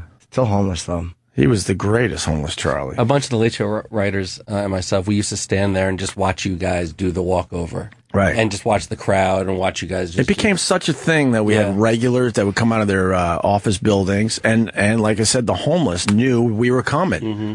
And we were very, very generous. Not just I will say we, because we were. And then our listeners were very generous on top of that. I never gave them nothing. You didn't want to? No. How many times did we see Andrew for real? Once. No. Son of a bitch. Almost every day. Almost every day. We would talk to him. He became like a part of the show. The scariest guy was the cross-dresser. And we still see him. Yeah. You mean Christ? We still see the cross-dresser. Nothing on that. No. The cross-dresser homeless guy is very scary. Yeah. He's still around 7th Avenue and I want to say 50... In the 50s. 50s. I could have immediately answered that, but I figured out. He is very scary. And he is a cross-dresser, and he I remember one time he did chase us in high heels. Yeah. And we were still scared, even though this guy's running in high heels. All right, we're going to take a break and continue. Jimmy, what do you got going? Oh, what? Death threats are just, they're silly. They're just silly. People just send things and they... I only wrote one guy back and go, do you even understand the whole story? Just please, go and do a little research. There's stuff all over the internet about that. But nobody cares about that. It's just about finding things that fit the agenda. Of course. That's it. And they watch it out of context. I understand that happens, but there was so much more to that. We saw the guy every fucking day. Every day. Those guys became part of the show. Then why are you hiding from it, Opie? Oh, sorry. Oh. What happened to you? No, yeah, sorry. That guy seemed like a nice fellow. Are you the Eric S. on Twitter that's been hassling me? I want to talk about his documentary show. This guy seems nervous, probably trying to start shit. Oh, no. Paul in Los Angeles. I'm right here. Paulie. Hey, what's up? What's going on, Tits? Hey. Huh? What's going on, Tits? What's going on with you? Nothing, dude. I was just watching some of your YouTube videos. They're pretty funny. Okay. I like the one where you're following the old lady around town. What's wrong with that? No, I like he's giving you a compliment. Oh, that video's years old too. Well, you don't think it's funny? Yeah, I kind of liked it. So, what is that? Like people call you Tits? If they want to call me Tits, that's fine. There's 3 people in the studio you could have meant. Do you want to suck on them? I don't know what you're getting at. Well, Jimmy. Come on now. Do you want to suck on my tits? Is that what this is about? Or why are you obsessed with my tits? Do you want people to suck on your tits or something? No, this guy's another jerk off. Why did you have to start out with a phony pretense? If your whole thing was to mention tits. Hello, I was just saying hello. I was going to. No, you're a jerk off. No, I was going to get to the documentary. No, that's what I think. I think you're a jerk off. Okay. And I guess people are obsessed with my tits. I know I am. No, I've never been into nipple play or having them sucked or anything. I'm sorry you're not gonna be able to suck on my tits there, Paulie. I like your ass. Thank you. Yeah, I got tits too. Don't you have tits, stupid? There's a nice lesson there. Yeah, that's good. You guys are good, man. Thank you. Thanks. Goodbye. Jimmy. Yes, sir. Jimmy. I'm right here. No, that's not Jimmy. It's me, sir. I know me. Trust me. I wish I wasn't me. No, I'm saying you're starting to sound like Opie. I'm just telling you, man. Okay. What is that about? Well, what do you mean, okay? I'm telling you, I just thought you were Opie. Yeah, I know. I hear you. So what you were saying, Jimmy? Yeah. So what do you want? I'm right here. Oh, that's what's going on, man. Oh, God, Paul. Go away. Jesus, dude. I left the door open. I'm sorry you can't suck on my tits. Let's talk about the documentary. I left the door open for you to slam me. No, we knew you weren't going to talk about the documentary show. Sir. We were way ahead of you. I do want to talk about it. We're doing it next Monday at 7 o'clock at night, me and the Stangles. Yep. We're very excited about it. do. Is it 4? 4? What? 4 documentaries I watch, or? Thanks for the call, Paul. No, Oops. Come on, I'm not even gonna call you Tits. I'll call you Opie. Well, you call me whatever the fuck you want. I don't care. I don't. I got it, but don't call him late for supper. Fucking humor alleviates all the tension. I don't even have tension. If people want to obsess about my tits, then obsess about my tits. You bet. That's fucking creepy. No, it's not. I think there's a lot of guys out there that want to suck on my tits. That's right. There's a lot of guys in here that want to. Well, I mean, fucking Travis, he knows. All right, Paul. Thanks for your call. All right. All right. Take care, man. All right. Love you guys. We're gonna take a break now. Jimmy, what do you got to promote? Anything? Just fucking hold on. I have Irvine coming up in 2 weeks. Albany coming up, Charlotte, Erie, Pennsylvania, my first time ever, Jacksonville, Louisville, Scottsdale, and a whole shitload of stuff to announce. I think in February I'm starting an actual tour for 2 months. Very cool. I think so. But who knows what I'll be doing. Probably scraping together money because I'm about to lose a lot of it. No, it'll work out. I don't think it's going to work out. It will work out. No, it's positivity doesn't mean anything. You know, all that people, I didn't think positive. I did everything right that I was supposed to do. Every financial statement right. I pay my taxes. I pay what I'm supposed to pay. And it's just, there's something that gets fucked up. Very frustrating. So can't you just get a lawyer in to... I had the lawyers involved already. He's the lawyer, you know. You were just in the wrong place at the wrong time type of what? I don't understand. I do understand. I'm just playing radio now. I know exactly what's going on with Jimmy. Jesus. Why'd they just do that? Well, yeah. But I know he doesn't want to really talk about it right now. Well, it's just too much to get into, and it's just fucking frustrating. But I don't you have another guy? Yeah, but there's only a certain amount of time to do this stuff in. Gotcha. You want to buy a DVD? You want to buy 30,000 of them? All right, I'm gonna eat. Jimmy ate already. I ate.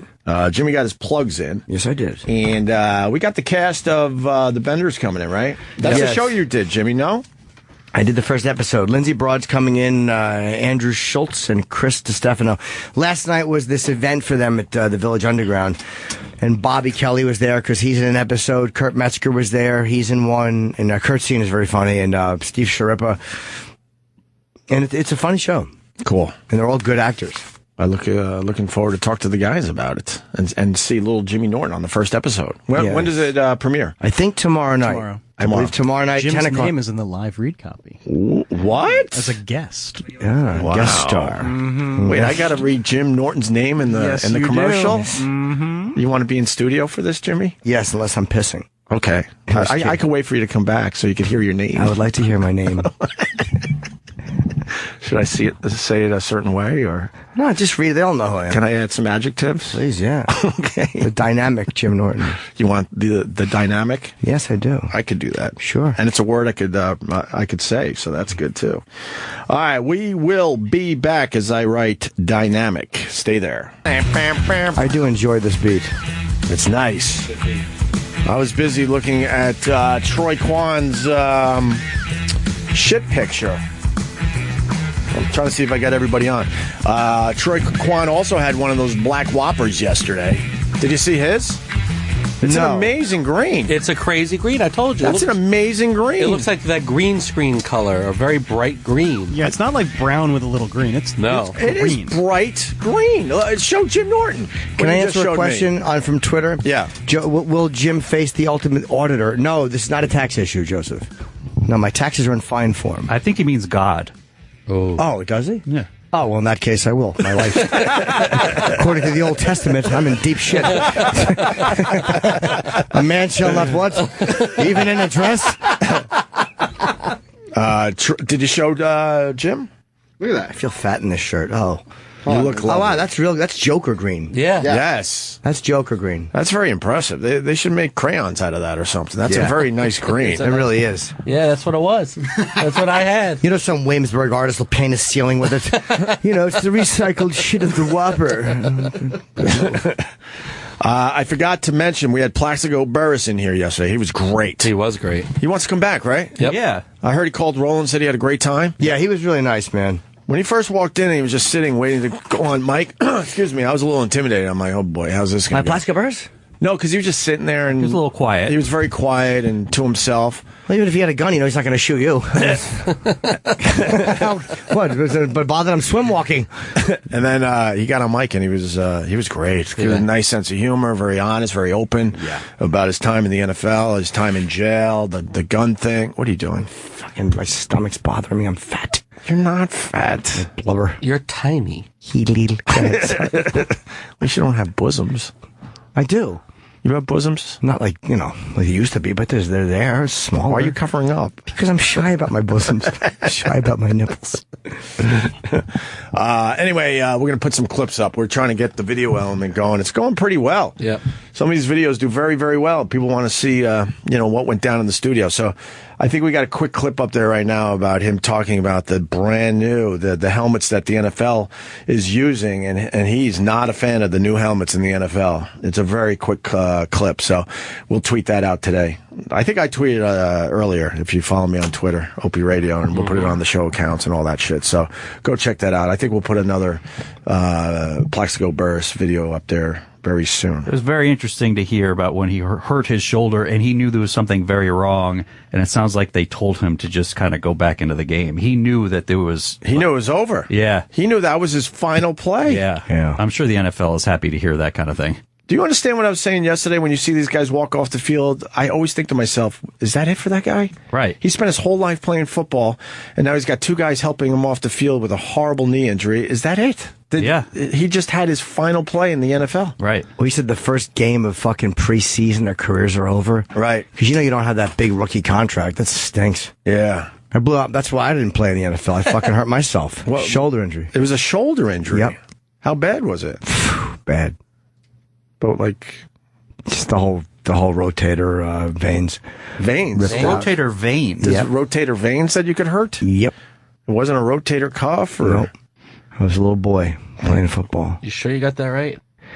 Yep. Sometimes you get caught in a bombing vortex. No, I think we could. And that's what I'm in. Basically, what is a bombing spiral? I think we could do this. I think we can work this out, Jimmy. I had nothing there, and I just kept going down the tubes. But you got to try. Yeah. I think we had something. I was going to ask you how much time you had to take off, and then the answer would have been a weekend or something. But it still ruined my my playing days. I didn't think of it. Okay, all right, let's try it. I saw no way out of that fucking. I was just in a black hole of a bomb, and I was finished. We were on your side, though. We were there to help you. Lady Di's on the phone. Hold on. Before I knew that was coming. It's not a bit with her anymore. No. Yeah, we got to put this to bed. It's not a bit anymore. We used to have fun with her, but now it's just sad. And I actually apologized to her on Twitter. For what? She showed up here. I didn't tell her to show up so we could, not put her on the air. We started a thing where she might have her own show here and all that, and then I realized it's just not a bit anymore. It's not a bit with her anymore. It used to be fun. She asked me about that on my advice show. She called in, and she said, "Do you know anything about my?" Yeah, I did, because I'm sick and tired of her fucking moping around, acting like no. But it's just she's irritating. It's like, just take the help people are offering you and shut your face. But so I took the advice, the calling the advice show, and then she asked me about her radio show here.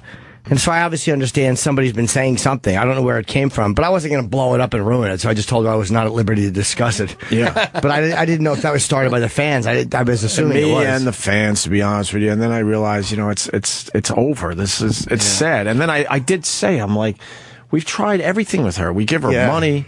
We try to get her into rehab. Dr. Steve spent a lot of time trying to get her into rehab. And she has said no to all of this. Yeah. Let me talk to her for 1 minute. I promise we'll make it quick. Okay. Lady Di. Yes. Hi. How you doing today? Good. That's good. I heard everything you said, and I understand. I understand how you feel. Okay, because I really didn't see, that much truth in it either. You know what I mean? Like me having my own show and so on and so forth. You mean you really kind of saw through the farce of you being in the pit of alcoholism and them saying you have to interview the Pope tomorrow? You saw that there might be something off? I knew I wasn't going to interview the Pope. Come on. All right. Well, that makes me feel a little better because come on, Jimmy. I started that. I said, where were you? You were supposed to interview the Pope. And if it was a few years ago, that would be fun for everybody. But now it's just, it's kind of sad, Lady Di. And we've tried to help you. So many people have reached out to you. Yeah. And you just don't want to, try to make yourself better. Dr. Steve organized a whole thing for you, and then you had some weird reason why you weren't going to go. What did he organize for me? Huh? What did he organize for me? Oh, my God. Should we get Dr. Steve on the phone? He was trying to get you in rehab and try to get you, evaluated and all that stuff. Yeah, when was this? No, why? Oh, Stop see it. this- Just see- stop with this. That's why I didn't take our calls. It's nonsense. It's Well, a I waste just wanted, of time. I did want to just explain myself that it's not fun anymore. I like you, Lady Di. I like you a lot, and I feel very bad for you and your shitty decision making, and the fact that you're just sitting there vomiting into a sink and shitting your pants, and it's like, I'm not doing that. But you understand what I'm saying. Your life is terrible, and you just refuse to take that step to help. And people who like you have tried to help you time and time again, and you just refuse to accept it. What do you want? What do you want? I don't know. Why don't you just stop? Aren't you tired of living like an asshole, and wrecking your life? Aren't you tired of doing this? Well, the only thing I do is drink. I know, that's what what do you think I'm talking about? I mean, I'm not sitting here doing coke or anything or doing drugs. Yeah, I know. We can always find out the things that we aren't doing. Jared from Subway can say, at least I'm not killing kids. Yeah, but you're looking at child porn and you might have molested some. I don't know. Yeah. Do you understand? We can always find something we're not doing that doesn't make up for what we are doing. That's fucked up. I'm just trying to say that, I know. I'm not. Yeah, but at this point, the drinking is good enough. Yeah, well, it's caused obvious, physical problems with you. It's obvious to everybody. What kind of physical problems? It's not fun anymore. I don't know, seriously. We used to have a good time with you. It was kind of fun. Right. But it's not funny anymore because you're in complete denial. Your roommate died and fucking pretty much threw up his stomach in front of you. You guys drank together. You lived like that. You had bed bugs or whatever you had. And it's still not a wake up call for you. So it's like I'm kind of done trying to, I like you and I wish you nothing but the best. But there's nothing else to be said about it. I do. I like you as well. I mean, you and Marion gave us amazing radio over the years, but something hit me very recently. I'm like, this is just not fun anymore. We try to help you, Well, the day that I was up there, we had what was it? A Kickstarter to pay your rent. We did all sorts of stuff. And then when you're here, we throw money at you. And then we had Dr. Steve organizing. I don't know exactly what he organized. I'm almost positive he was trying to get you into rehab at the very least. That's exactly. Thank you, Travis. Jesus. I forgot. But she refused to go because it was inpatient. What do you mean you forgot? How do you forget that someone's trying to help you and get you into rehab? We text all the time. Huh? We text each other all the time. Yeah, because he cares about you. I know he does. I didn't say anything about Dr. Steve. I think he's a great guy. So I didn't say anything about him. He's great. Look, I will say this. I absolutely apologize to you because I think we've gone too far with you. I was going with the whole old lady Di Marion thing, having a little fun, and then I realized, man, this is just wrong now. It just feels wrong. Well, I really wish you nothing but the best. I hope you somehow figure it out. I hope the next person that comes along and tries to help you maybe listen and go for it. Well, yeah, no, you're right. Because I really do need the help, and that's we've heard this a million times. Just do it. Just do it. I would love to get that phone call. I'm in rehab, guys, and I'm doing okay. Can I ask you a question? Holy shit! Can we put this? No, not that part. Not what you just said. Can we put this part to bed? The thing about me having a radio show over there. Can we put that to bed? I don't know how to respond to that. No, because people on Twitter are telling me this. What is there to put to bed? We told you. You missed your interview with Gandhi. I'm not going to have my own radio show. I already know if that. If you get your shit together, we'd love to have you on as well, maybe some of us would love to have you on as a regular again. Some of us. Well, yeah. I'll say some of us. All right? No. I mean, that's different. But I'm just saying, some people are saying, I'm going to have my own radio All right, there's no radio show. I didn't think so. All right. You sort of said that when we started the conversation. All right. Thank you, Lady Di. All right. All right. I love you. All right. We love you. That's for real. See, and a whole bunch of people call. My dad drank himself to death. She's lying. Give up. Sometimes I don't get that whole giving up on someone, but sometimes you have no choice, right, Jimmy? Yeah. I mean, look, do what you want to do. What am I going to tell you, Di? That tells you all you need to know is that after you guys have that big talk with her. She goes, "Okay, now my radio show." Right. I'm like, it's just it just gets to a point where you're like, no. But I think you're right. I think we have it's not fun anymore. I think we have to leave it behind. It was fun for a really long time. I know. I used to like listening to it. Really long time. All right. Where were we, guys? We got Chris DiStefano, Lindsey Broad, and Andrew Schultz coming in a little bit. Are they here yet? They just arrived. Oh, okay, cool. All right. We went really late. Could we take another break, then come back with them? Travis, we'll do a short break. Let's do a short break, and then we'll get those guys in. It's all right. From the Benders, which starts up tomorrow night. Jimmy Norton, James P. Norton. I think it's just Benders. It's Benders. Yeah, Benders. It's called Benders, and it's they'll explain what it is, but it's a funny show, and the reviews are good for it too. And Jimmy's on the first episode, so that's certainly am. Right there. Guest is the reason starring. Does it say guest starring? No, but I'm saying that. I think they should have guest starring. I think they should have an introducing. A giant font. Introducing I like that. Jim Norton. Like, look at this boy that we're springing on you. Young James Norton. Hello, America. What was the whole introducing thing? They couldn't really commit. They weren't sure if the character was going to work. So introducing, and we'll see how it goes, right? Or I think that they felt that this person was going to be big, and they wanted to make it like a special. They wanted to separate them in the credits.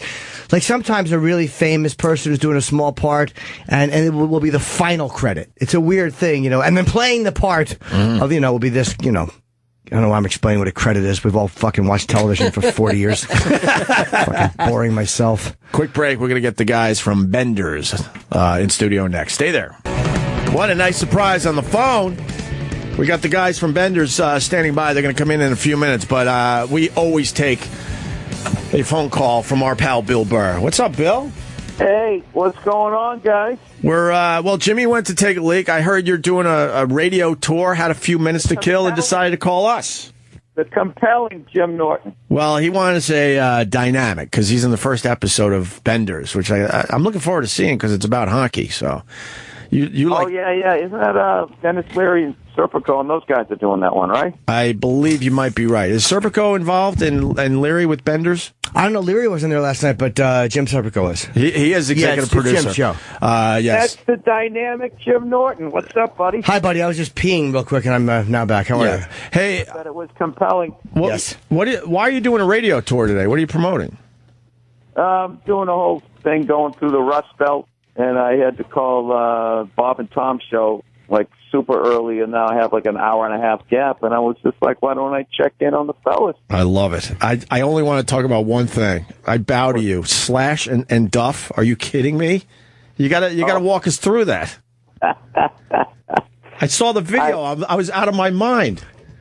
I got to tell you, that's the coolest thing I've ever done. Nothing comes close. How the hell did it happen?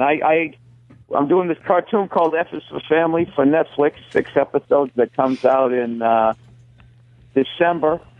And when we needed somebody to score the music for it, the guys at Wild West knew Dave Kushner, who played in Velvet Revolver, of course, so got to know him. And then next thing you know, he goes, hey, I'm doing this benefit, and a bunch of these musicians are going to come down and play. You want to watch us play? And it was, people from Jane's Addiction, all these big-time, heavy hitters. And I was like, yeah, man, can I just sit there and watch you guys play? He's like, yeah, cool. So about 5 days before the event, he goes, you want to come and play drums on one song? And I was like, I don't want to do that. I mean, I'd love to, but I'm not going to go up there where it's a bunch of pros, and then you guys have to deal with me and my hobby. and then you got to pretend to be like, no, dude, it sounded good. No, I'm not going to be that guy, right? Yeah. So about 3 days before the event, I'm like, you're just being a pussy. That's the only reason why you're saying no. They don't give a shit. Just go up there. So I text him, like, man, fuck it, I'll do it. So he wrote back, shit, okay. He goes, learn a whole lot of love. So immediately I'm like, oh my God, that sounds like impossible. It's like John Bonham, he starts the fills on 3, goes over the bar. I'm a comedian. I can't do that stuff. So for 2 days, I'm sitting there rehearsing like I'm going to be in the Oscar pit, playing the music. And there's a couple fills I just can't do, so I just came up with a game plan. I got 2 fills down, and I was like, I'm going to play these things like 20 times each, and I hope nobody notices, right? So fortunately, like the day before the gig, he goes, you want to just play Highway to Hell? And I was like, yes. let's do that. So he goes, fine. So I went there. It was hilarious. It was like this private tennis club, the top of the Hollywood Hills. If you look at the video, it looks like we're on Austin city limits, but it's actually downtown L.A. So I show up there at like 3 o'clock, and the band sounds unbelievable. And as I'm being introduced to all these guys, I'm like trying to Google their names to see, where I know these guys from, why they're so good. Yeah. I'm at the top of the Hollywood Hills, so I can't get it. And all these names are coming up. Jane's Addiction and studio guys and Frankie Perez, who was like the lead singer in Slash's band, and they sound unreal. So finally I go up there, I sit in and I play, Highway to Hell. We run through it a couple of times, and they go, all right, man, sounds cool. Come back tonight. So I'm like, all right, good. Thank God I didn't embarrass myself. So that night I show up. I hope this isn't getting too long. No, I love it. Are you kidding? All right, so that night I show up. Now there's a whole crowd of people there, people that drink it, whatever. Now it's real. So now I'm even more nervous, and I'm like, what the hell? Why the hell did I say yes to this? I'm such an idiot. Why do I get myself into these situations? So they're tearing through their set. And I was thinking I was going to be like one of the, they'd get me out of the way, and they got me like 10 songs in. After they're murdering these songs, and like the drummer's like a studio guy, he's like the head director of like the Blue Man Group thing, which is total percussion show. And he's playing like Keith Moon stuff. It sounds like the album. I'm going, oh my God.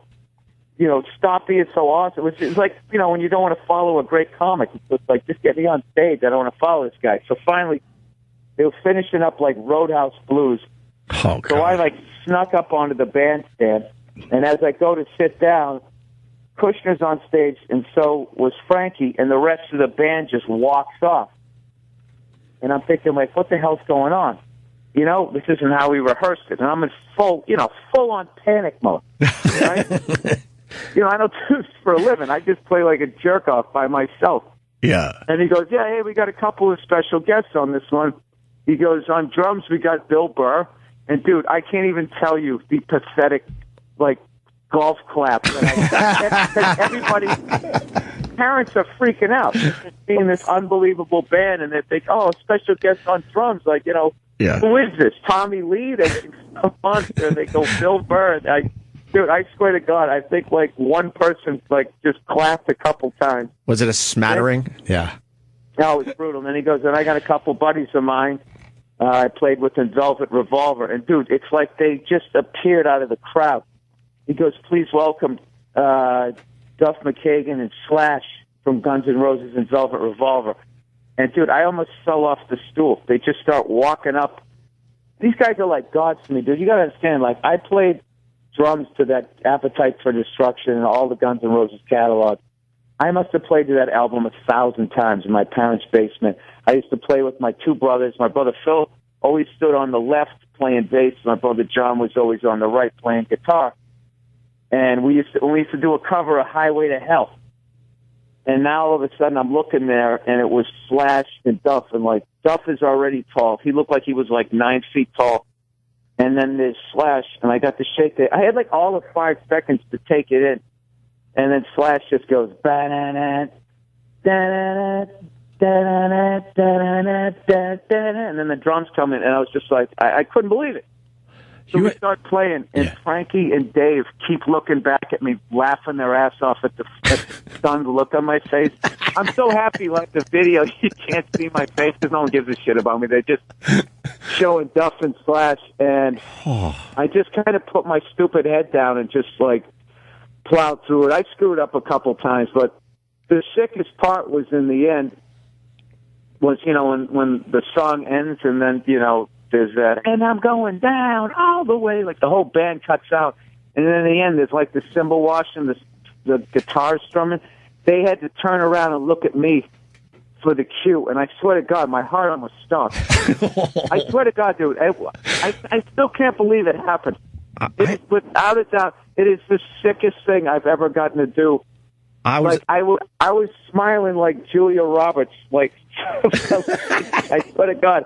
Yeah. For like 4 days after it. So the thing ends, and I get to meet the guys, and of course they were being nice, like, no, you sounded great. And I know they're lying, but I'm taking it in. It's making me feel awesome. Are you starting to think maybe I could do this? Maybe I could do No. The younger me would have. I know. I was definitely in the ego at bay. Like, oh, when they have the reunion, they're going to put me in there instead of Steven Adler or Matt Storm. I would have shipped my pants. I mean, when you see Slash and Duff, you had no idea they were going to join you for Highway to Hell. I would have ran. I think I would have put the drumsticks down and just ran away and got out of the situation. I think that's why he did it that way. Because I think if he told me, I would have chickened out. Man. Yeah. It gets better, right? So then I go down. I leave. I go down to the. I'm driving down the Hollywood Hills to go down to the Comedy Store. And I'm literally in my car screaming. I can't believe it. Just yelling. I can't fucking believe that just happened. As I drive my Prius down the hill, the most unrockstar car ever, right? Right. So I get down to the Comedy Store because I was going to meet some buddies of mine and go down and smoke a cigar. And I show up, and they go, "Oh, hey Bill, we didn't know you dropping by." They were like, "Do you want to go? You want to go up and do a set?" And I was like, "Nope, no, I don't, because I'm not going to top the feeling I'm feeling." And I went out back. I sat and I smoked a cigar with Joe Bartnick and Brett Ernst, and then I'm telling the story. And as I tell this story, Kushner sent me the video of it. It was like the coolest night of my life. Man. So here's the part where I get brought down to earth. Yeah. I get in my stupid. It was literally 3 a.m. by the time I left because I didn't want the night to end. I was so flying high. And I'm leaving the Comedy Store, little driveway there to make the left on the Sunset. Sure. Right as I stop, waiting for traffic, there's a knock on my driver's side window, and I look over, and there's this beautiful girl. It's just like, oh, my God, this night's the greatest night ever. She's going to be like, oh, I just want to say I'm a big fan of your comedy. That's what I thought she was going to do, right? So I roll down the window, and I'm like, hey, what's up? And she sticks her whole head into my car and goes, are you Felipe, our Uber driver? And I literally just go like, no, I'm not. No. And then I just drove home in silence. Back down to earth. The whole pump slipper becoming a pumpkin again. But I will tell you this, dude. Yeah.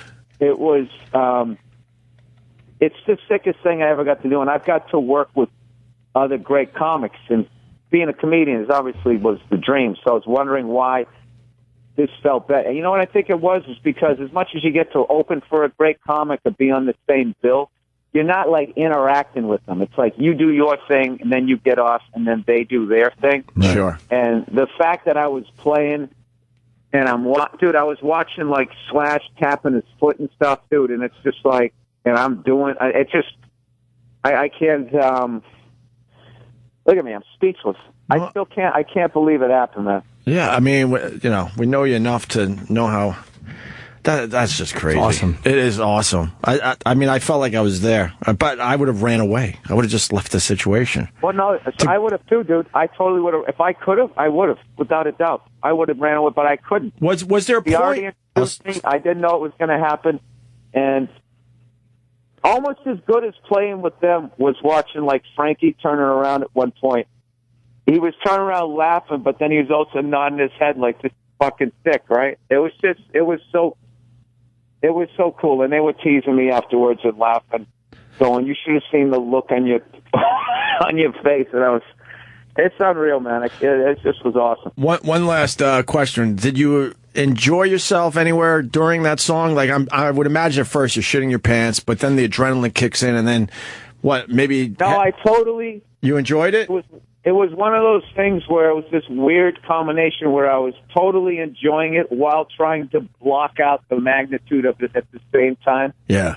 But it was, and then it was so surreal because I played that song so many friggin' times with my brothers in our stupid little band. And so it was like I was also having a flashback of being in my parents' basement. Right. And dude, I mean, how old I am, like Guns N' Roses was right in all of our wheelhouse. We used to do a cover of Welcome to the Jungle. We used to do My Michelle. Nice. And dude, and I tell you, every day I used to come home. This is classic 80s, right?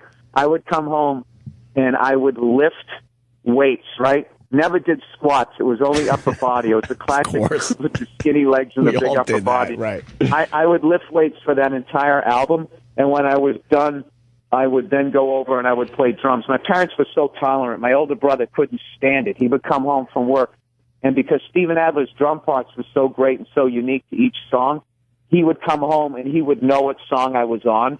And when he would come home, and if he'd hear, oh my God, he's playing Mr. Brownstone. That's like the fourth song, first side. There's still another 40 minutes to this album. And he would come and he would flip the lights on and off. And we'd literally get into like a physical fight sometimes, where he would be like, dude, you can't fucking do this every day. There's other people that live in the fucking house, like freaking out. That's fun. There was no soundproofing. It was just one jerk off playing drums. Did you have the drum? Did you have the drum pads? Because there was a time I was really into drumming as well. But I was one of 7 kids, and they just never would get me a drum kit. But they would allow me to drum on those dumb pads.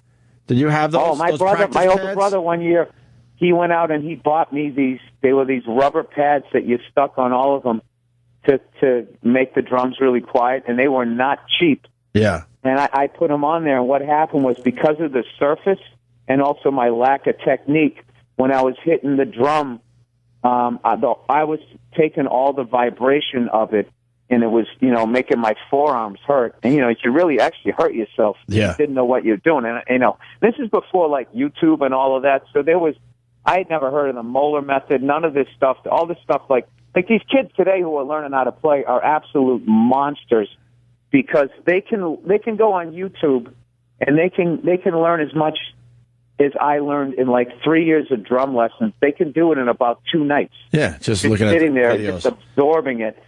Dude, I remember back in the day, like I was trying to figure out how to get my bass drum foot as fast as John Bonham, like everybody was trying. All you could do is just like slow the record down and stick your ear up to the speaker. There was nobody breaking it down for you. And like nowadays, like if Led Zeppelin just came out, like John, you might even have John Bonham himself sitting there going, right, it's how to do it, play here up. Yeah. It's a slide technique. I was trying to do it. I had my foot flat on the pedal, and I was trying to do this thing with my big toe, and it was causing me to arch my foot, and I got like that plantar fasciitis, which makes you feel like every time you're taking a step, someone's stabbing you in the bottom of your foot. Jesus. And then there was no internet, so I didn't know how to get rid of it. Yeah. I didn't know how to stretch, and I just wasn't stretching at all. To this day, I still have a problem with my foot. You just have to deal with it. Bill, we got to get these guys on from Benders. They're doing a little media tour themselves, but I wanted. Oh, my fault. Oh no, I wanted to hear that story badly because I saw you tweet it. And I'm like, oh my God, he's got to be out of his mind. And I'm so glad we got to talk to you about it. Yeah, because I think you tweeted something like, I'm done with comedy after last night or whatever. It was hilarious. Oh, yeah, done. Retired. It's over. No, well, you still got to do Madison Square Garden, my friend. Yeah, it's going to be fun. What day is that? Playing with those guys. It's almost nice that happened. Yeah. I can keep my head together. What day is Madison Square Garden?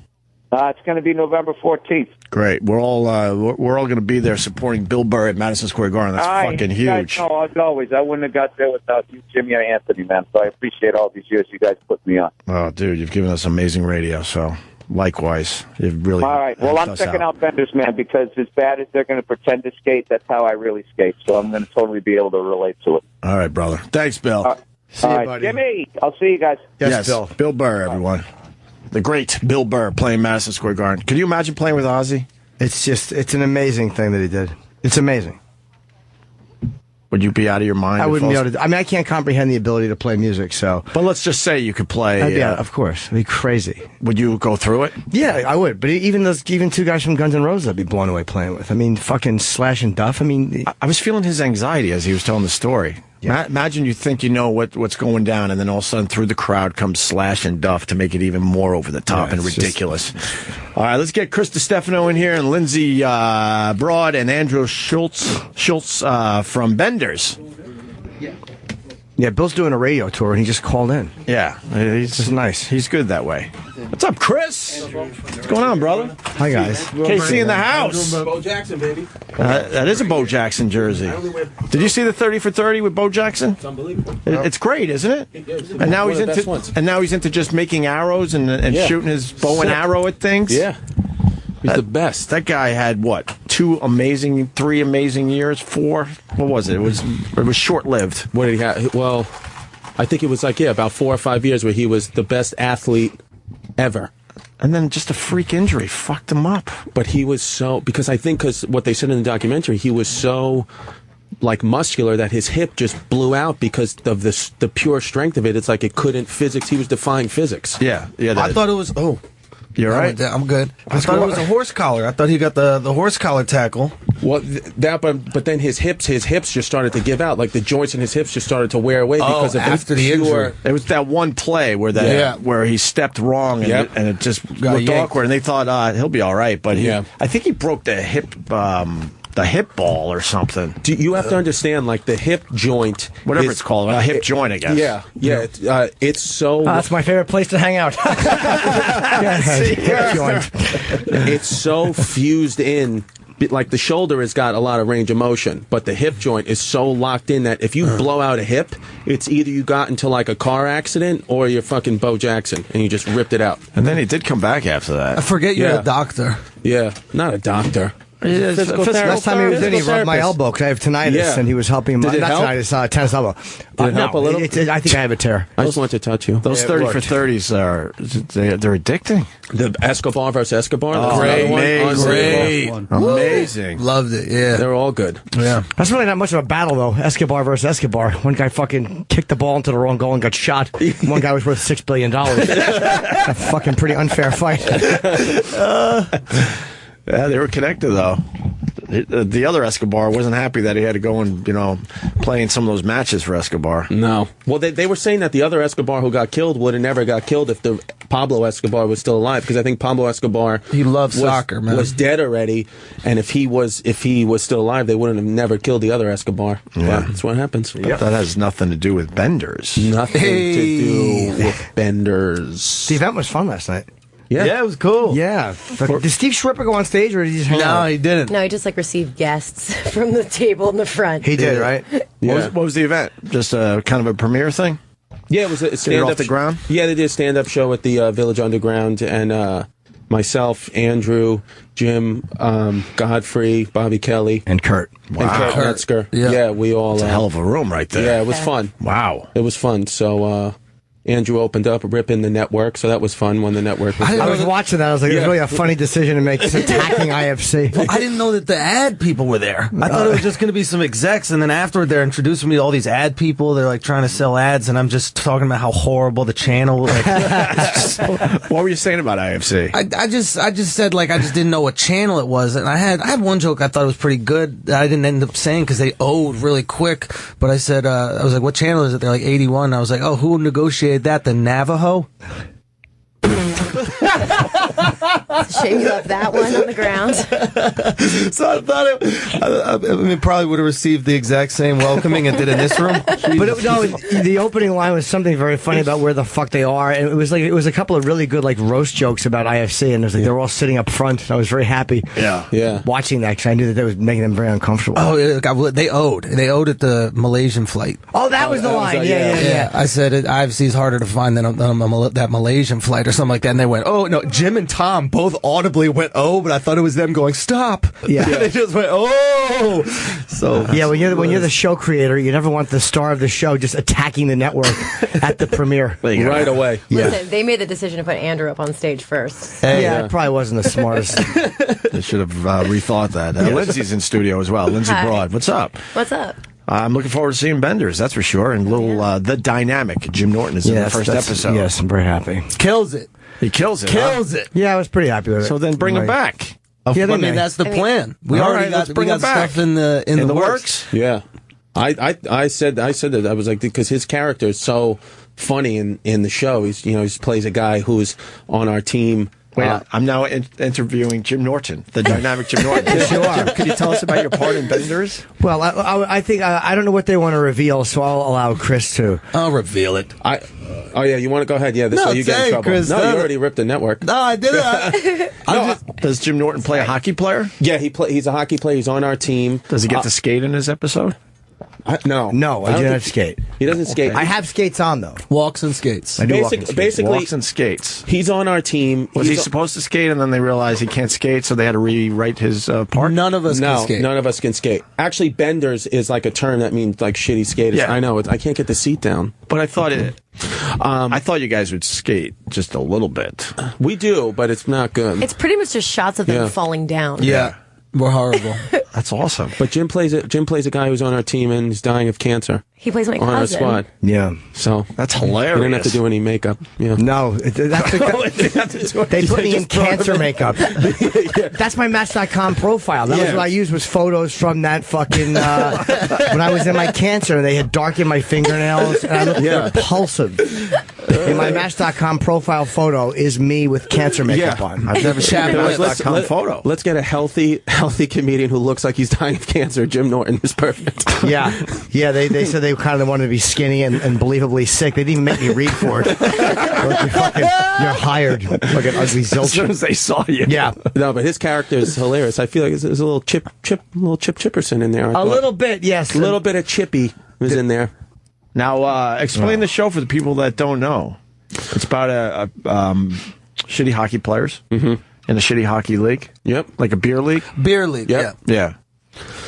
And we play like Division 8 hockey. I think that, we all think that we're very good, and this is like, it's our Super Bowl, but, it's Division 8 hockey, so we suck, and, it's really about like, going to the bar, drinking after, and then, Andrew's character and Lindsay's character are married in the show. It's just me putting up with everything all the time. The wife's got to put up with our bullshit. But did you guys have to make out for the show? Oh, yeah. A lot. I don't really, I was thinking about this the other day. I think 80% of my costumes are like just things I would wear in bed. Great. It's perfect. Pretty much never dress. We had to go down on each other. We did. Really? In like a 95-degree room. Under a down comforter. Well, how close do you get to the, Yeah. Oh, centimeters away. And what's Centimeters. what's the cover? It's like holding my breath. What's the cover of it? Why would you hold your breath? Yeah, why? She said she had to hold her breath. That was for the analingus scene. You're not that far off. No, I always want to know how that worked out, because did you guys know each other before Benders? Not at all. No. And then all of a sudden you realize I gotta kiss her, or you gotta kiss him. Oh, we have to like hump and stuff like that. Oh, it was like serious. it's like. But how do you prepare for that? Like Cialis. Try to not get up Cialis. I would love to present that. That was a sponsor I spoke to last night. Really? Yeah. I tried to get some pills and he said no. Why? Oh, probably because I something just happens. wanted to He's try it liable. out. Say, I mean, have you ever tried that? I literally on it take right them now. when I think I might need one. I'll just take one before I leave the house. When But I'm I not feeling thought that's optimistic. the point of Cialis is like you could take it and then anytime you're ready to fuck, you can fuck. Where Viagra, you need to take That's it. exactly it. Viagra is a 30-minute or so, but Cialis stays in your system for 3 days. And any incidental contact is fucking an old lady's knuckle hits you on an escalator. It's fucking awesome. Yeah, Cialis rules. he takes it like vitamins. Exactly. Jimmy, I love it. Jimmy loves his Cialis. Yeah. So yeah, what do you guys do when you prepare for that? Because I've had a makeout scene, but never a sex scene. I mean, we had so many. Yeah. And the thing is that we would shoot everything in the house location in like 1 or 2 days. So it would just be like a full day. Just making out and stuff. Making out underwear, and then it's just. I was just trying not to get too mad at Andrew for everything that came out of his mouth. I want to cut to the chase. How is it not kind of a turn on? It is a turn on. She's a beautiful woman. So it's weird because you're actors. It's weird when you meet her husband. That's what I'm saying. That's weird. But he's a cool dude. I don't know. He was You're the just first nice. person, by the way, to admit that it is a turn on. Most people are like, we're acting and we know the difference. I'm like, but it's physical It's contact. the biggest You're still horseshit. doing it. I love it when people chop it up to just acting. I forget who said it, but somebody said it at this point. They were like, if it's just acting, I want to see a sex scene between Jake Gyllenhaal and Maggie Gyllenhaal. There you go. And it's not just, I mean, you know what I mean? It is, whatever, we're making out. It's funny. There's a billion people in the room, but. It's very weird. It's weird. It's not like, oh my God, I need to have sex right now, but it's still an attractive woman. Is there ever a time where you go, I'm sorry about that last take. I got a little too carried away. She had a few of those. something. I feel like you were a little bit gropey at times, Okay. All right, maybe flatter not. yourself. Okay, no, I'm just teasing. No, I never really. There's I like don't know. one scene, and we had to do it. I was super. That's what I was really like. I would always ask permission. It was like one of these sex parties where you have to like ask consent for. Can I put my hand on your arm? Yeah, like this yeah, whole thing. And so basically, I just didn't want to make her feel uncomfortable. I'd never acted before. This is like my first acting thing.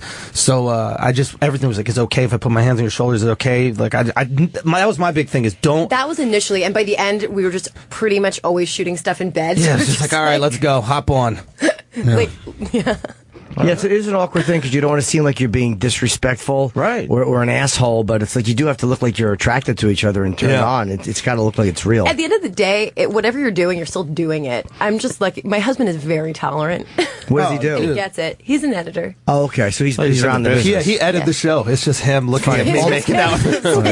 All the fuck scenes are gone.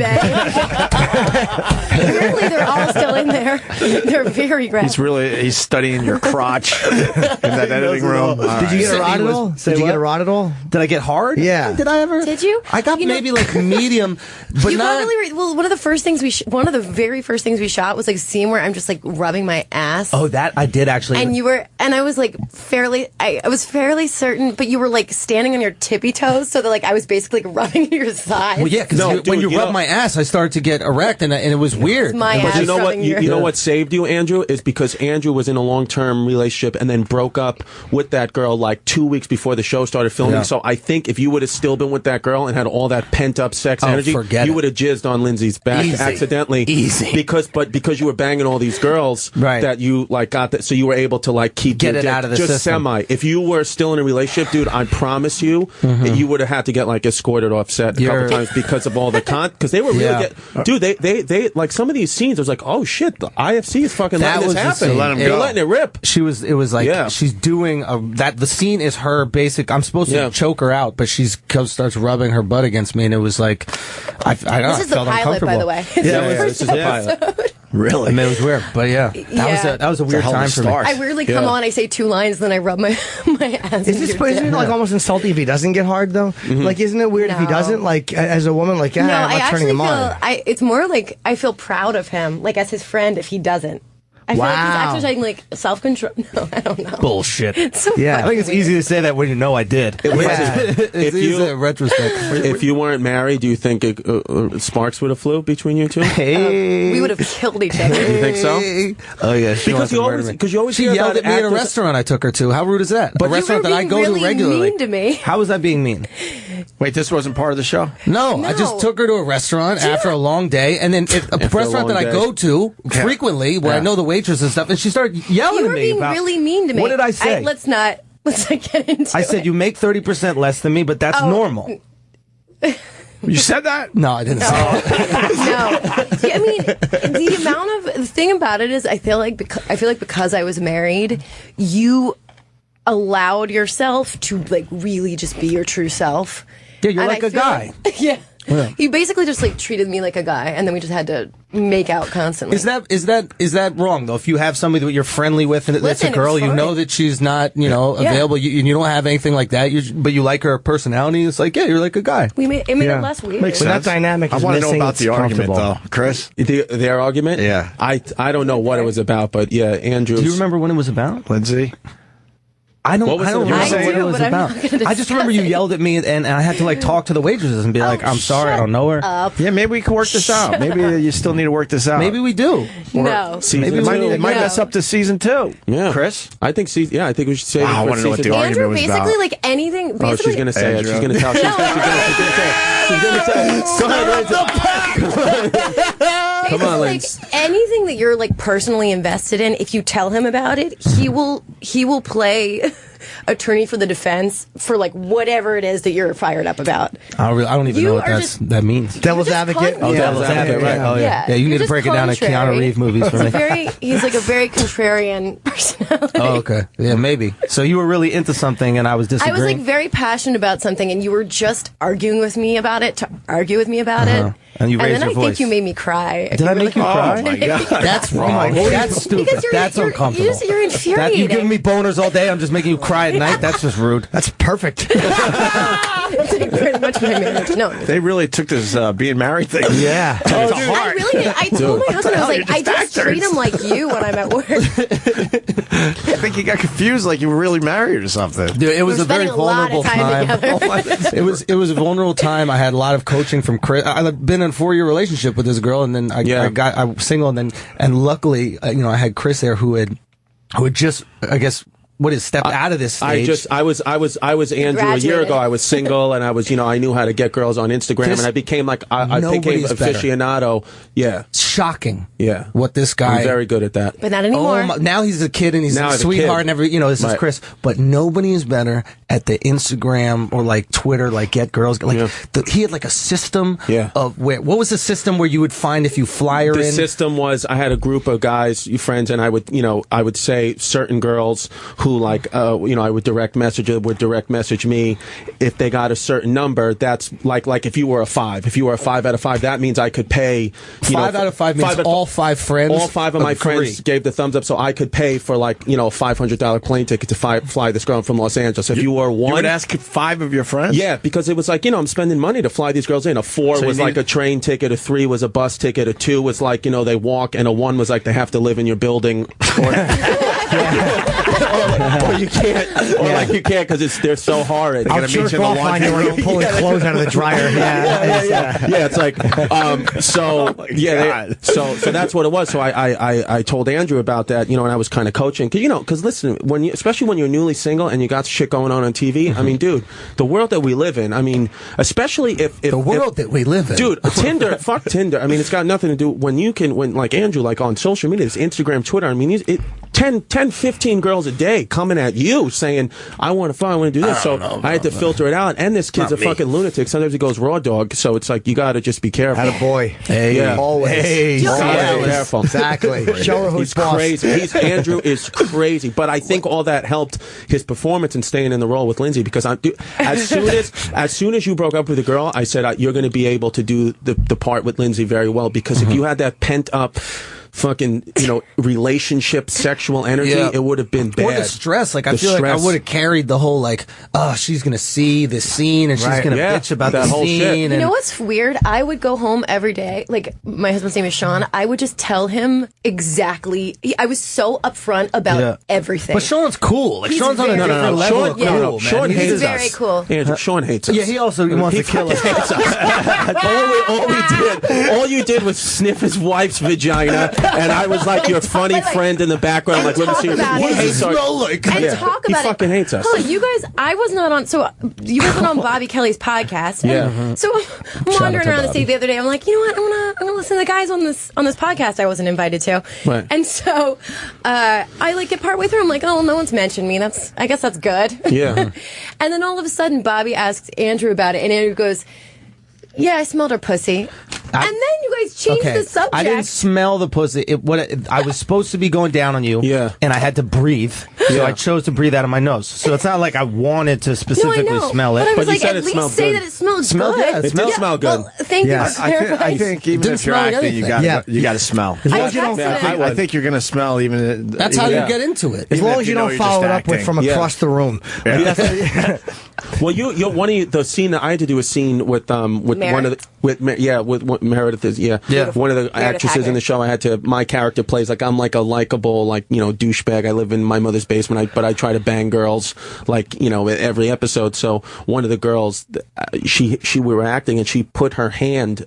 She put my hand on her boob, and that it wasn't script. She just did it to and I was like, again, I'm in a relationship, so I fucking smelled my hand. Like I smell my hand to see what another woman's tit smells like because I haven't smelled one in a year. Hot girl. Yeah, she's a good looking girl. What did it smell like? It fucking smelled like lotion. Like one of that Bed Bath and Beyond. Like a vanilla. Yeah, one of the new Bed Bath and Beyond. She fills me little up. vanilla bean. She fills me up on the show, and I've known her for she's been a very good friend of mine for so long.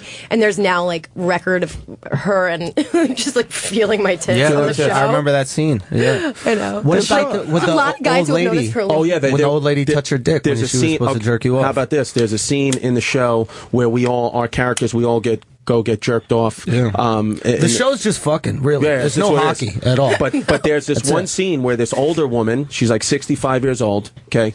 She's jerking me off, and every other actor she jerked off in the scene, there's a towel in between, the hand and our dicks. This lady moves a towel. and was fucking not. She didn't have my dick wrapped in her hand, but every time she would come down, the back side of her pinky would touch my dick. And again, in a relationship, I started to get a little fucking blood flow. Would start to get some blood flow to the area. And I said, she's wearing an eye patch. She's 65. She's wearing an eye patch. Yeah. Okay. But dude, I could feel the circulation started to go, right? Dude, and I was like, this is going to be embarrassing, but for the acting, because again, just like Andrew, this is my first time ever acting, so I was like, I got to take anything I can get to get into this role. So the shit started to feel good, and then when I watched the scene, I was like, wow, dude, I look like that. Even Jim Serpico, the guy who created the show, was like, you played that part good. I was like, dude, it felt good. I had fucking had half a chub there. Yeah, When no. you came, I remember you coming back out and you acting like everybody experienced it. You're like, yo, isn't it crazy? Like when she jerks down, she like touched her dick, and then all the other guys were like, no, we had a towel. What are you talking about? Like, what do you mean she was touching your dick? This lady moved the towel. It was sick. That is wild. It was a wild thing. What's your part? I don't even know, Chris. My character's name's Anthony Pacello. I'm like the captain of the team, but I'm the worst hockey player. And I'm just like I'm like a womanizer, kind of like, again, like that likable douchebag. That's like what I was trying to do, because I do some just like banging chicks and drinking beers, and he's very unpleasant to my character. Yeah, I hate Jim's character in the show. What did you call him? What'd you call him? What? Remember there was that line where AIDSy the dipshit. Yeah. And they kept that in the show? They kept that in the show. Good for IFC. They did an alternate take, and I was like, I hope they don't lose AIDSy the dipshit, and they kept it. They kept it, yeah, but basically, I'm just pissed because I'm like, oh, because to me, the team is everything. I'm the and I'm like, oh, we got this guy dying of cancer on the team? Fuck him. I want him to die. Whose idea was this for the show?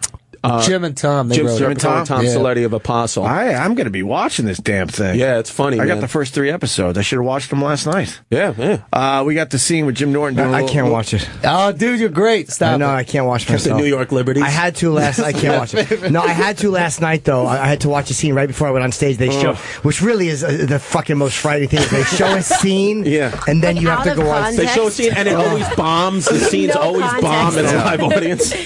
There's actually an episode online right now. I think it's on YouTube and it's on IFC.com if you search for. Is it the pilot? No, it's one of the later episodes. But it's called it's Prodigal Son. Mid-season episode. Yeah. Well, we have actor Jim Norton in studio, and we're gonna see a scene from the first episode of Benders now. Oh no! All right. This is the trailer. This is just not the whole season. Oh, good. So it's the quick. first episode's not up yet. Well, show his. Show you guys just have the his trailer. scene. Yeah, just the trailer's better. Show the trailer. She's better. And Lindsay's showing her boobs there. I am. Yeah. Oh, they're not mine. Huh? A little padding? That's part of the ep. I like the one looks kind of. October 1st to IFC. Do you like them? We think they're wonderful. We like them very much. Benders, a new series from the guys who brought you Marin. It's a story about the true meaning of friendship. Simple rule here, fellas. Don't bang your teammate. Somehow, I don't think Vince Lombardi ever gave that speech. Hot off the presses. There you go. Is this a penis? Your buddy here looks like he really needs a release. I'll throw in a massage on the house. All you got to do is tip the girl. The chick. That's the chick who jerked me off. Oh, That's her. Jesus. That's her box. Shot by shot. I just like to loosen up with some hydrating oils before I get on the ice. Every time. Absolutely. Oh, my God. I'm going to teach you how to fight right now. Did you just have a seizure? It's all about distracting from my secret weapon. Benders, do what you do best. For you guys, the thing might just be sucking at hockey. Starts Thursday, October 1st at 10. We really are not very good. Only on IFC. That's an action-packed trailer. Who's the woman on the team? Oh, Gia. Well, what's her? The goalie. The goalie. Gia Crovidan. Yeah, she was great. Yeah, she's lovely. Yeah. She wasn't on set the day I was there. No. The day Cancer Boy showed up, she was there. She wasn't there. Yeah. She's just in one ep. She like comes into like sub for a goalie. We get a female goalie that ep. Yeah. There was one who played my ex-wife in there who was fucking stunning. Oh, Nikki. You guys were like shut losing your it minds. down. Yeah, she's from New Zealand. Funeral? She's married to some fucking surfer. Oh yeah, we looked him up. That's all we did. No, he's She's like not married. He's a finance finance guy. Yeah. I rode the train back with her. I thought it was a surfer. Wait, No. what happened on the train? What was up? Actually, we wound up on the same train back to Manhattan. We just chatted. There was nothing. She was talking about trying to download something from YouTube. We were talking mostly computer shit. Did you get to smooch her in your episode? No, nothing. No smooches? Nothing. Just chatted with her afterwards. It was the most unsexual vibe I've ever gotten from a person. Totally. Can you help me YouTube download? It was literally that type of talk. She couldn't have geared it. She mentioned her boyfriend immediately. I'm like, yeah, that was fun. She's like, yeah, my fiance will like it. I'm like, all right, I get it. We're not gonna fuck. I got it. She knew it was a long train ride. Oh, she fucking put the kibosh on that immediately. Because I'm like, hey, just two actors getting to know each other. Fucking shut it down immediately. Maybe we have a little chemistry is what you're feeling out. Chemistry. She's very nice, but she really, she put the fucking, she squashed that immediately. But she didn't change her seat. No, how could that would have been too hard? There was like nothing but open seats for her to move. It would have been so awkward. Oh, it was awful. She was walking ahead of me to the train, so I walked really fast to catch up to her, but I didn't want to seem like I was running because I'm like, she's fucking hot. You have to talk to her. But then I found out she had a fiance. Oh God, that's so funny. Yeah, I want to see what she looks like. We gotta find a picture. You know her name? Fuck, what was the girl? What was her real name? She's very cute. I don't remember. Well, if you go to the name. credits, if you go to the IMDb. Yeah, she is smoking. I'm gonna look it up. I'm gonna find. Rather lovely. Character was Nikki. Nikki yes. Beale. Nikki Beale. Yeah, because it was your wife in the show, right? Yes. Yeah, and then I remember my character tries to bang her at your funeral. Yes. Like And she's responsible for your death. Yeah. We can't. Oh yeah. Chris, If we could say that. And I got a compliment for Chris DiStefano. Yeah, she's very Someone pretty. in this studio said your acting is damn good. Really? He's really Excellent. good. Yeah, Amazing. Really Wow. good. Jimmy came in here Amazing. one morning like, Thank you. man, Chris DiStefano can act. Yeah. Really? I appreciate I was that. impressed He was with- very surprised by that, but he I'm did say it. surprised. I thank you. Lindsay was the one who took, because Lindsay's got the most acting experience of us all, and she told me not to take any acting classes because as a comic, she was like, you already know what's funny about you, so just go with that. Don't let some acting coach. Well, it was funny because we were in the car in LA, and he was like, "Yeah, I went on an audition today, and like I think I made myself cry in the middle of it." And I was like, "Yeah, Chris, you're like really good at acting. You're like a really good actor, by the way." I appreciate it. Hilarious. Go with it. Thank you. Seriously, man, I was blown away. So were you. Dude, You were great well, too. we don't Andrew. have to do the whole. No, but I'm being honest. you guys, But come I on. really, Jim. I really mean it, man. I really mean it, dude. Thank It was you. crazy. I know the first week we were all like uncomfortable. Oh, there it is, Teresa Moore. There's the she's girl. beautiful. She's Oh, gorgeous. she looks better than she looks kind of like me there. I think she looks way better than that. She's in hot. other Nah, definitions. You could see she's hot. You made yourself cry in an audition? Was it appropriate, or was it like a fucking Burger King commercial? The black bun. Yeah.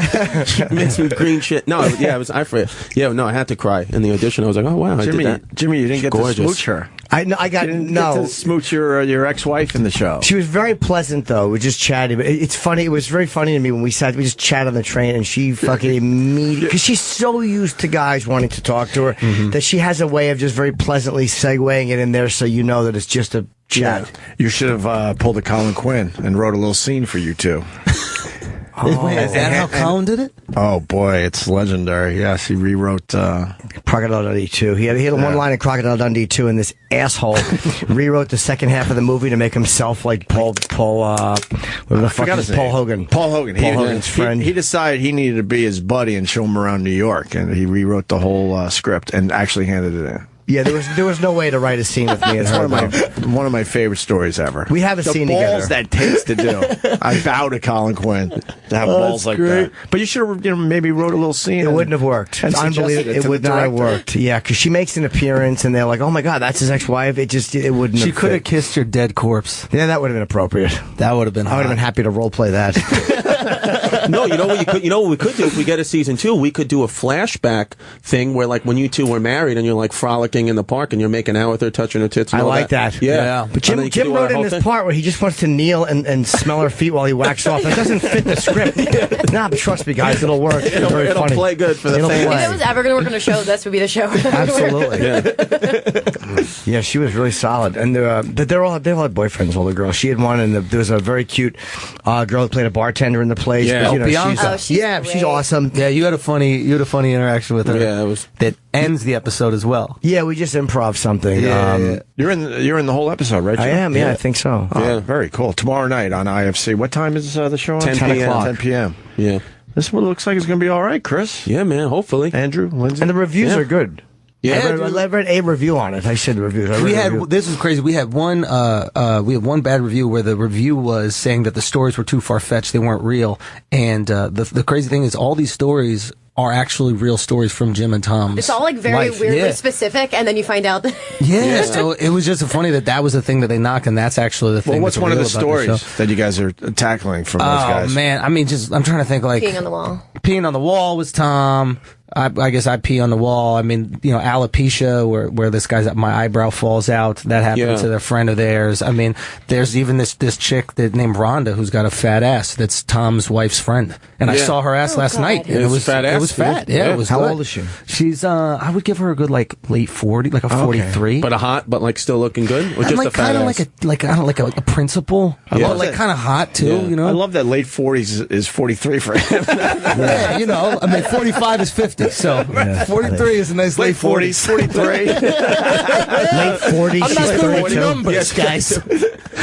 It's hilarious. Somebody said, on Twitter, can somebody point out that the term benders is a derogatory word for gay men in the UK? Yes, it is. Yes, it is. Yeah. Did not know that a lot. We've been hearing that. I thought it was a term for bad hockey players too, or in the something U.S. like that. Yeah, but in the U.S. UK it means like gay. So it's like that cigarette fag thing. Yeah, it's the F word here. That's their F word. Yeah. So people are upset in England, but I don't even know if it's going to air in the UK. No, it's not meant. It doesn't meant. It's not. It's different. Yeah. I heard shirt lifters too is a term for gay men in shirt lifters. Yeah, shirt lifters. Is In that where? true? In England. No, I could be wrong. I might have misinterpreted. We've never something. heard that one in America. No, but I heard Shirt that lifters. by a British I don't guy. think I've ever heard that before in my life. Never heard that one.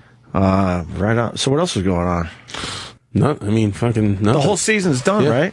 Yeah, the whole Filmed it. season. It's all done. How many episodes? 8 episodes we got. That's a weird feeling that they're all done and now you just wait to see if it's going to be well received. Yeah, I mean, for the time being, I mean, the IFC and to promote it, we're going to the hockey game tonight. We're going to go to some Ranger games, some Islander games. So it's like one of those things. I'll ride this shit out the whole season, get some free tickets, bring my dad. My dad's finally allowed in Madison Square Garden again because he's with me. So because he got thrown, in the late '90s, he got thrown out. Is this a real story? No, I swear, my dad got thrown out of like 10 Knick games in 1 year.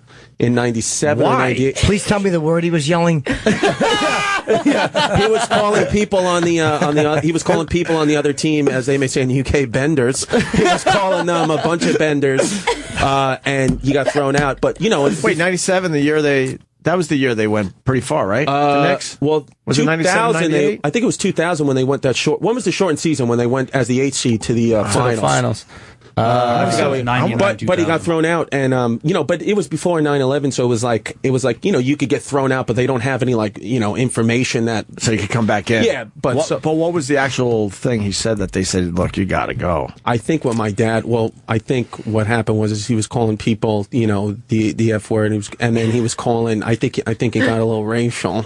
And you can't do that.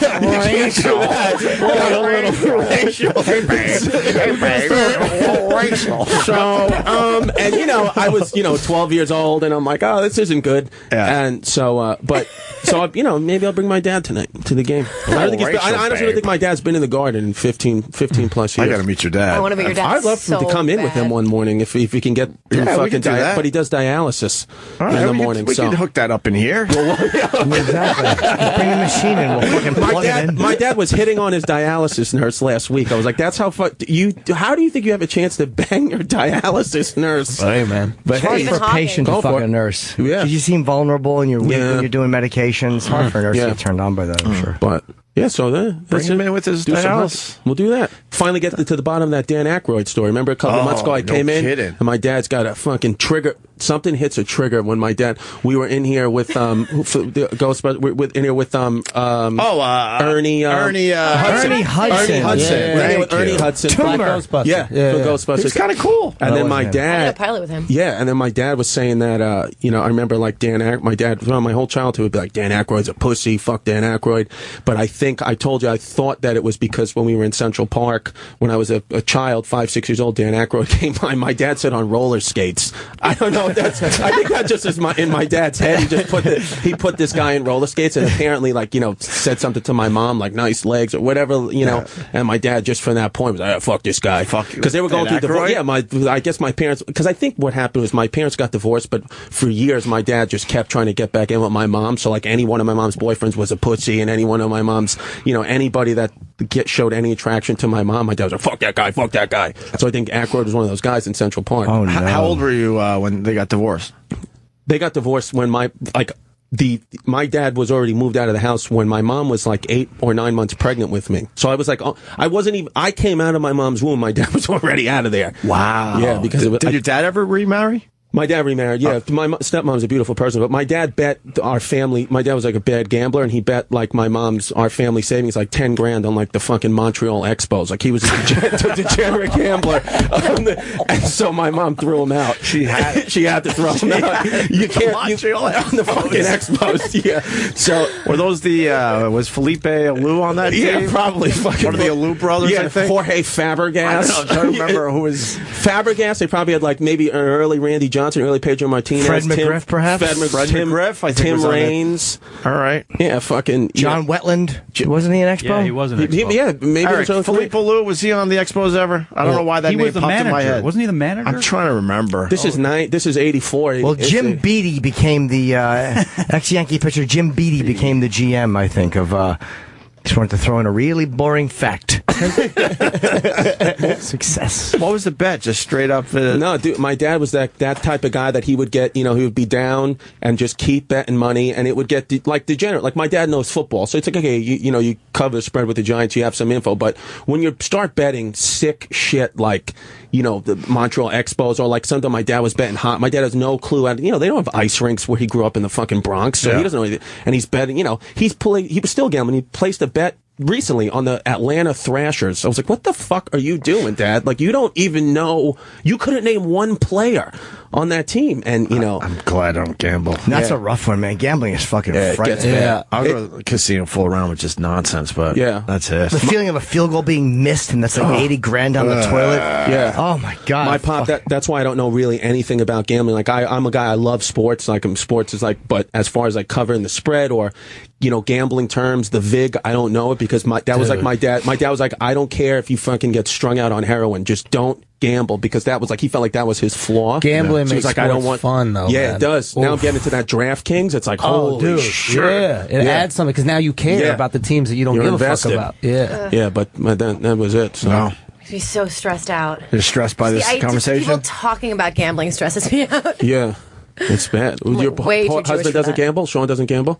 No. Wait, you said you're way too Jewish for that? I heard you. That's funny. It's just a waste of money. I remember watching Voss go through it, and Rich would, you know, he'd be doing a gig in Harrah's in Vegas or whatever for a week, and from Monday to the following Sunday, and Tuesday morning you get a call, can you wire me money? Oh, God. He blew his check the night before. Yeah. He was a terrible gambler. Artie Lang says the same thing. He was like, with gambling, he was like, was he a bad gambler? Artie Lang was a bad gambler. He's, you know, he's past it now, but he's bad fucking gambler. Yeah, some of that came out in his book. Yeah, that's where I read it. Yeah. That's a fucking tough one, man. I've always stayed away. They say even if you win, it doesn't matter. I don't get it, but they say if you win, it means nothing. You just want to keep doing it. No. If you lose, it means nothing. You don't do it to win. No, you because do it for the high of it. Yeah. Well, my dad lost the 10 grand. And then, you know, he started, he asked my grandfather to give him more money. You know, my grandfather thought presumably to pay, you know, back the bookie, but he didn't. He used it to gamble more, because he's like, you know what, I lost 10 grand. If I bet, you know, 30 grand, I'll win it back. And you just keep going down. And then you get to a point where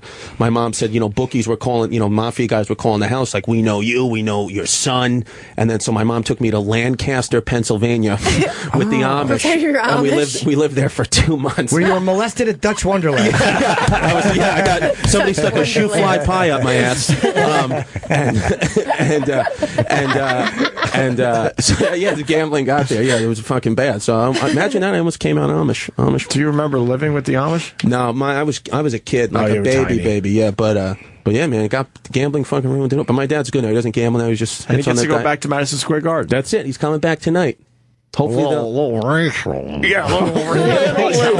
I didn't want to say it, but I think things got a little racy. I think Patrick Ewing may have missed a layup or two. It's good. Hockey's a good sport to bring him back. Yeah, bring him back. Ease him back with hockey. Then you move to tennis, and then you go to basketball. I think we got a few guys in there now. Finally, maybe two or three. But in the they got whole the league. helmets on. It's hard to tell. You know? Yeah. No, it's racial. Make me laugh all day. Yeah, no, but it's just good, man. It's exciting stuff to be a part. For sports show, because to me, sports and comedy guest stars. go You hand get any in of hand. that action? Yeah, Jimmy, Jim, obviously. Godfrey, Jim Brewer.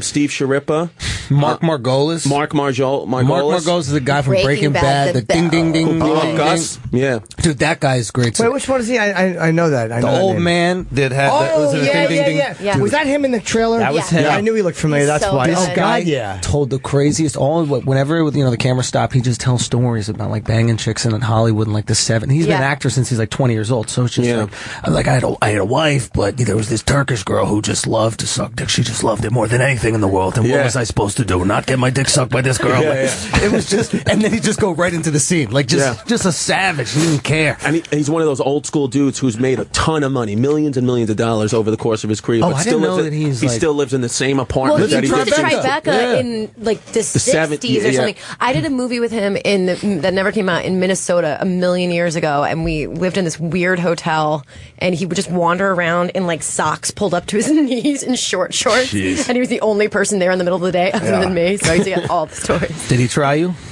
Looking back, probably. Yeah.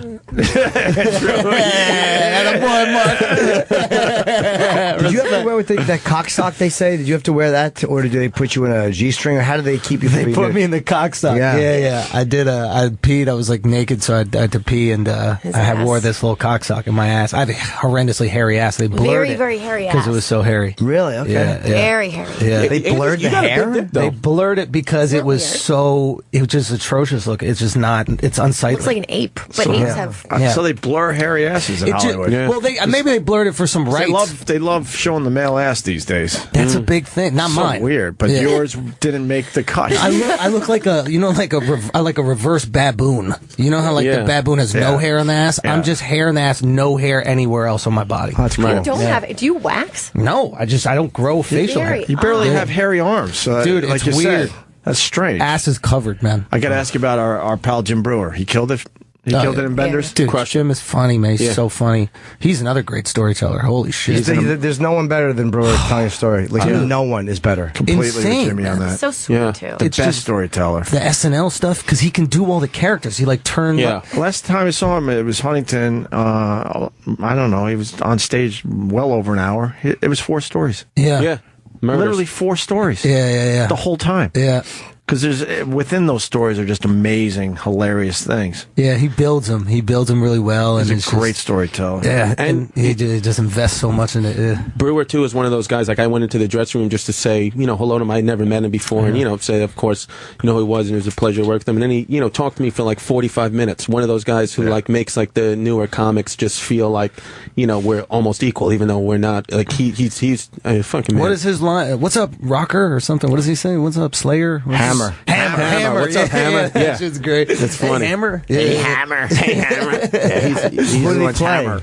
Brewer played a guy that was Brewer played Jim Brewer in the show. He played himself, yeah. and he was trying to fuck my wife. He was trying to fuck Karen, and actually maybe he really wasn't. I just get really insecure about it. And I think everybody's trying to sleep with her because she gets these fake tits.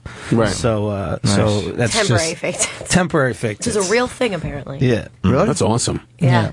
They're called vacation breasts. It's basically like Botox. Like they pump up your boobs and then it dissolves. Wait, did you have that done for the? No. Oh, you just had padding. Don't they get wrinkled after that to stretch? Well, that's what I was thinking. Don't they sag? Wait, what do they do? It's like I don't. How is that healthy? I should have done research, but I guess they pump something akin to Botox into your boobs. Saline. They swell up. Saline. And they're called vacation breasts. Yeah. What does the saline just get absorbed into your body after a couple Yeah, weeks? it dissolves or whatever. How big could you get the boobs, though? I don't know. Tell us more. Can men get it? I like that. No, I'm just wearing like an extreme push-up bra. Yeah. So I guess they are mine. But it's great. That was good. Your breasts look great. And that look good. Thanks, Andy. Smell good. Yeah. Well, we got to take a break. Bender's is going to be all right. 10 o'clock tomorrow night That's on going to be IFC. all right. And I've seen clips of it. It's very funny. And Jim Norton's in it, so right there, go watch it. Yeah, check it out. He kills it. He's going to be humble, but he kills it. He does. I hope so. Norton's great. It was nice meeting you guys. No, man. It's great. Thanks, man. Thanks for having us. Absolutely nice meeting you guys. You got to come back and see us. Please. That'd be awesome. And Chris, of course, we'll see you. Come on. I'll be here. Again, talking Aykroyd. I want to talk more Bo Jackson, actually. Let's do it. Love that 30 for 30. I'd love. All right, we're going to take a break. Bender's, IFC, tomorrow night, 10 o'clock. Chris DiStefano and Lindsey Broad and Andrew Schultz. Thank you for stopping by. Peace. Quick break. I want to thank Chris DiStefano and Andrew and Lindsay for coming in. That Bender show looks really good. And now that they're gone, I'll say they really are good actors. Yeah. I was really impressed with Chris, and I didn't realize Andrew Schultz had never acted before until he just said that. They're very natural and really, really good, man. Yeah, that was fun. Absolutely enjoyed that.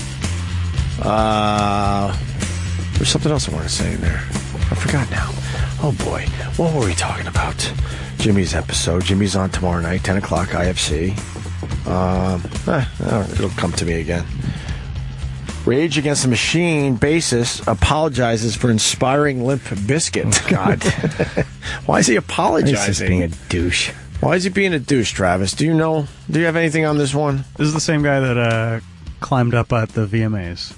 Remember? Wow, he's extreme. Which guy is he again? He's the bass player. What does he look like? This guy's wild. Going after Limp Bizkit in 2015. Well, Limp Bizkit says, they inspired us. And he says, I'm sorry for inspiring that bullshit. I know, because he's so real. It just really... But if you... I'm not a Limp Bizkit fan, believe me. I don't even like Rage Against, but that's just like, oh, you fucking douche. And Limp Bizkit had a nice little run. Like, what are you... Really? Yeah, but they don't age well. No, they certainly don't. I think they're terrible. Yeah. But, So, I mean, if you were responsible for inspiring them, you'd probably apologize, too. It's still a fucking honor when an artist cites you for inspiring them. And Is it, though, when it's Fred Durst? Sure, why not? Yeah. He took himself a little serious. Seriously. Yeah. I like their cover of Faith, though. I'll still listen to that. Travis, you don't like Limp Bizkit? No. No. Not a one? No. Not a one, huh? Not a one. Not a one. Yeah, I'm not a fan of them either. You've heard Faith, though. You don't like Faith? It's fine. It's okay. But I just think the guy's being a douche. Like, sorry I inspired them. Ugh. I remember back I think he was asked about them. I don't think this was like a random thing. I understand it. I remember back in the day, Fred Durst was definitely very cool to us when we were up there in Boston at the only station that really rocks. We knew Limp Bizkit way before they became massively successful for 18 months.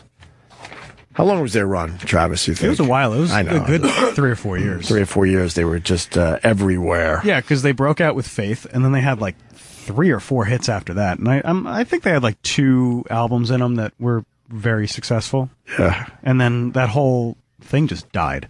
Yeah. Them, Disturbed, Linkin Park, like that whole... But I love new metal thing. Just everybody at the same time decided it wasn't fun anymore. Wasn't cool anymore? Yeah, basically. I love Disturbed.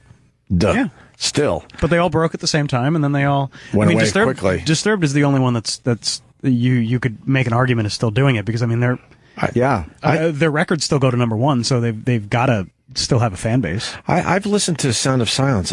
I can't even tell you how many times. The cover they did recently, Disturbed. It's amazing if you haven't heard it. We played it on the show once, but do yourself a favor and search that out. It's ridiculous. Really, really good.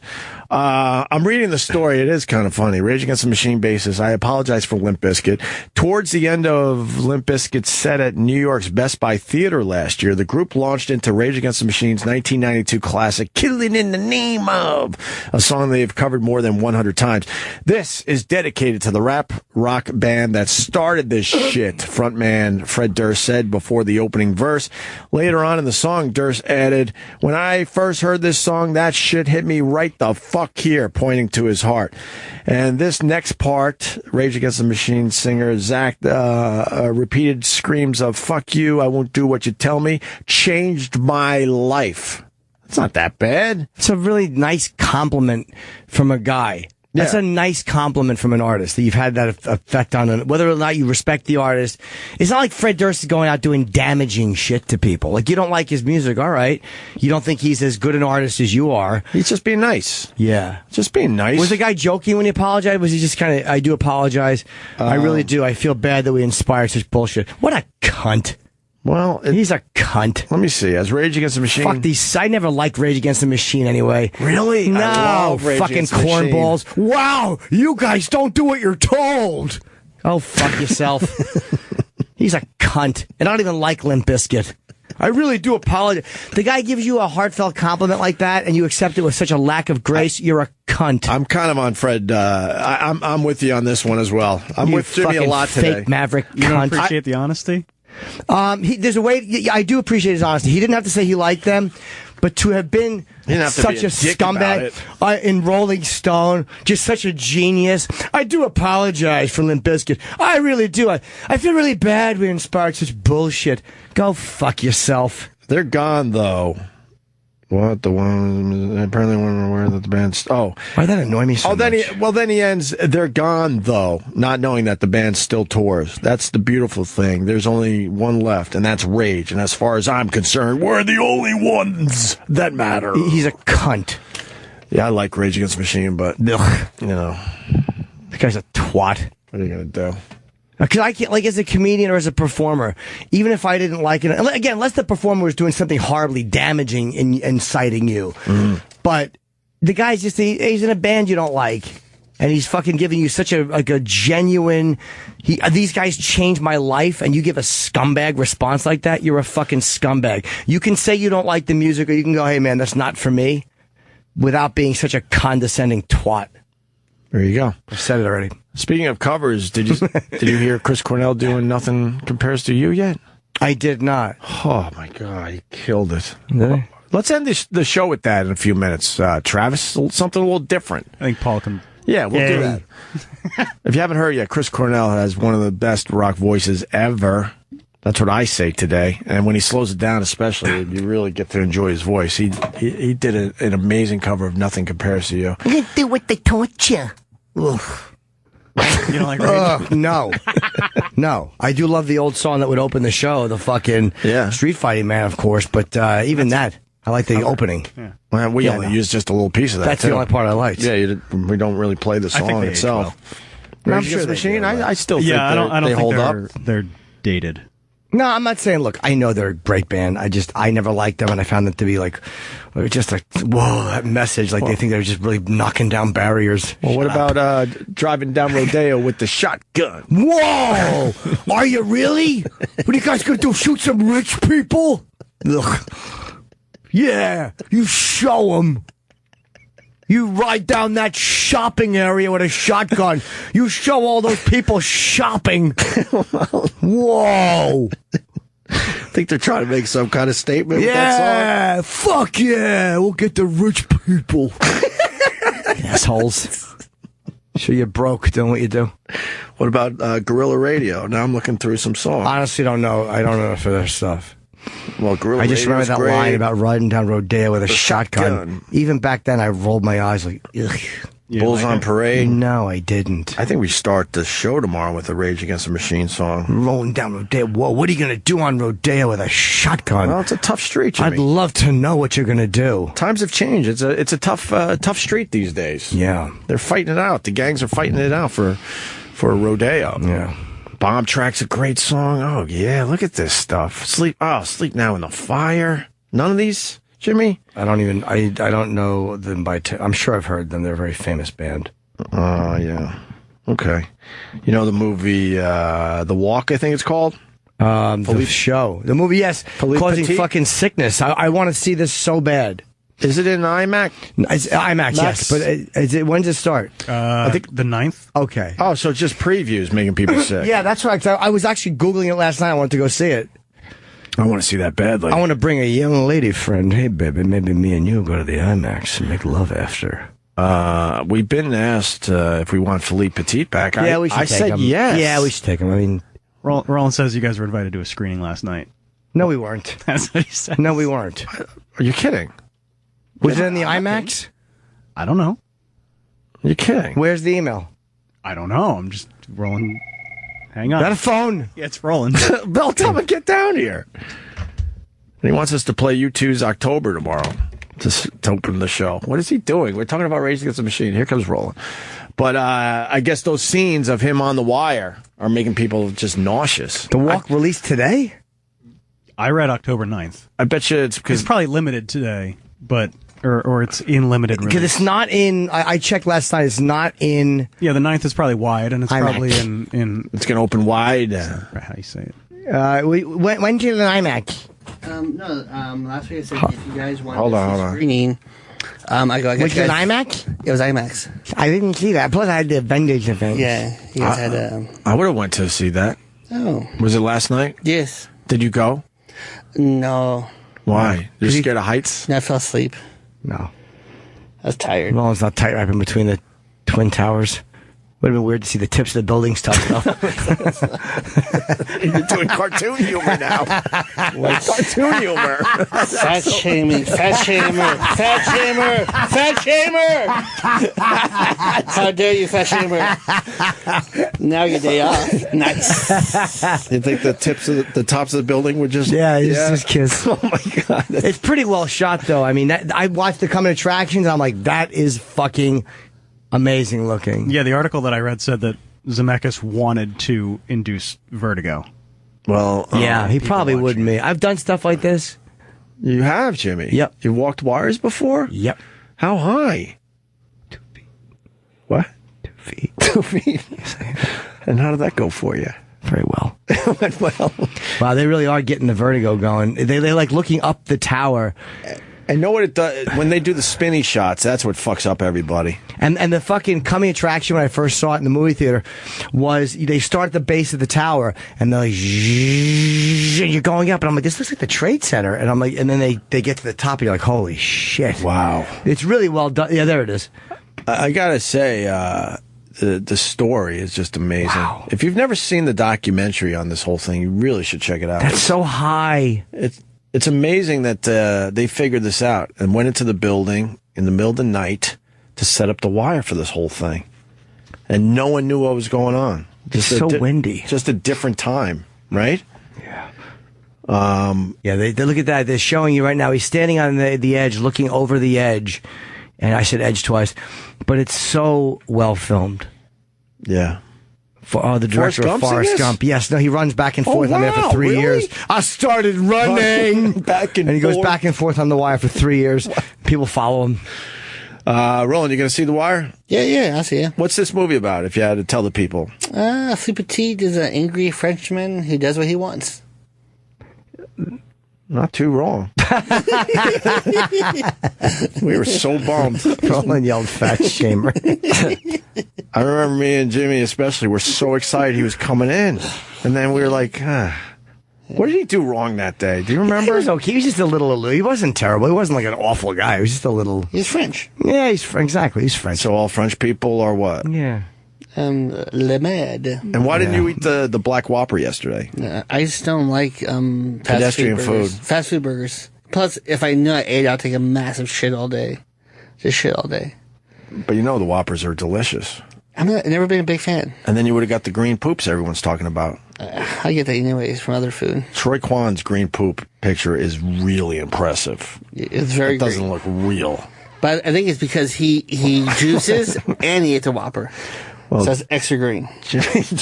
I can smell that one. How are you not splattering in your pants? I have very good control. It comes from gripping fingers. It sounds like a balloon. Yes, it does. It comes from gripping fingers and pulling nails off. Yeah, that was a good one.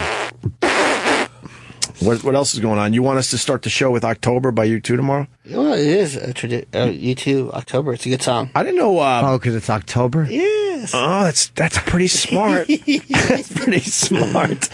I didn't know Bono's daughter was an actress. Yeah. And she's easy on the eyes. Yeah, she's... How old is she? About 24, I think. Love they said to in the date paper. his daughter. Because that's why she did Fallon, and then a few weeks later, Bono did Fallon. Would you pretend you don't know who she is? Of course I would. Eh? What's your name? My name is Destiny Bono. No, Houston. She uses her real name. Oh. Why would you do that? Betsy Bono. Oh, I never heard of that. You would make your last name Bono, right? I would. Yeah. To get that foot in the door. I would just go over the top pretending I didn't know who the band was. Yeah. She'd be like, I'm going out. She's like, I'm going to grab some. You want to grab something for you too? I'd be like, I don't know who they are. Boo, Jim. Fucking boo. I'm sure all the Rage machines are tweeting me. Rage fans are tweeting me. Fucking asshole, Ozzy. You know, but I don't understand. Jimmy, I'll say this. I don't understand that, though, because I really am a huge Rage Against the Machine fan. I love their music, and I thought it was hilarious, your take on it. So thank you. Especially the whole driving down Rodeo with a shotgun. Look at that. Octung Baby is the headline for Bono's daughter. She's quite attractive. She's got very nice eyes.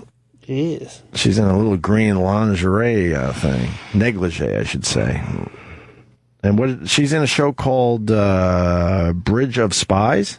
Yeah, oh, no, that's a movie coming out. Yeah. What show is she That's from? a Tom Hanks movie. Oh, The Nick. What's The Nick about? That's the one with Tom Papa in, with Clive Owen on I Cinemax. didn't see in that. Does Tom Papa have a big part? He has it's not a big part, but he's really good in it. I did a scene. That's why I said we should try to get Clive Owen in because he's doing promotion. Yeah, he's doing promotion for another.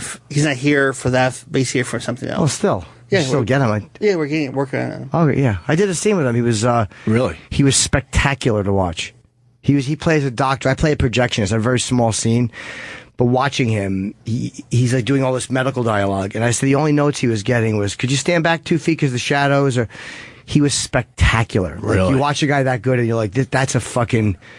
It's just a different world when a guy is that talented at being an actor. It's probably effortless for him, too, huh? You can't be anything but effortless. To be able to do the medical, because it was complex medical stuff, so perfect. Wait, so you're in this show? Well, I had one scene. All right, but that's, I didn't know. I had a mustache. They put a mustache on Put a mustache on me. How did that feel? Weird. A little weird? Yeah. A little tickly? Was it a thick one? It was. I showed you guys a picture. I thought I tweeted it. Let me see the picture. I'm trying to remember your mustache. How about? I would think they would go for like a thinner mustache on you. No, I don't know where it is. Did I send it to you, Kenny? What? My picture of me in a mustache from the Nick a while ago. I don't know if I. We're did. trying to look at his mustache. Yeah, not my cock pictures. Oh, there it is. No, that's old shit. It'll pop up. Yes, it will. Hold on, I may have it here. Mm-hmm. Jim Norton mustache. Hold on, I may have it here. Nope, it's not there. I thought it might be there, but it's not there. I thought it might be here, but it's not there. I've seen the picture. And? Oh, here it is.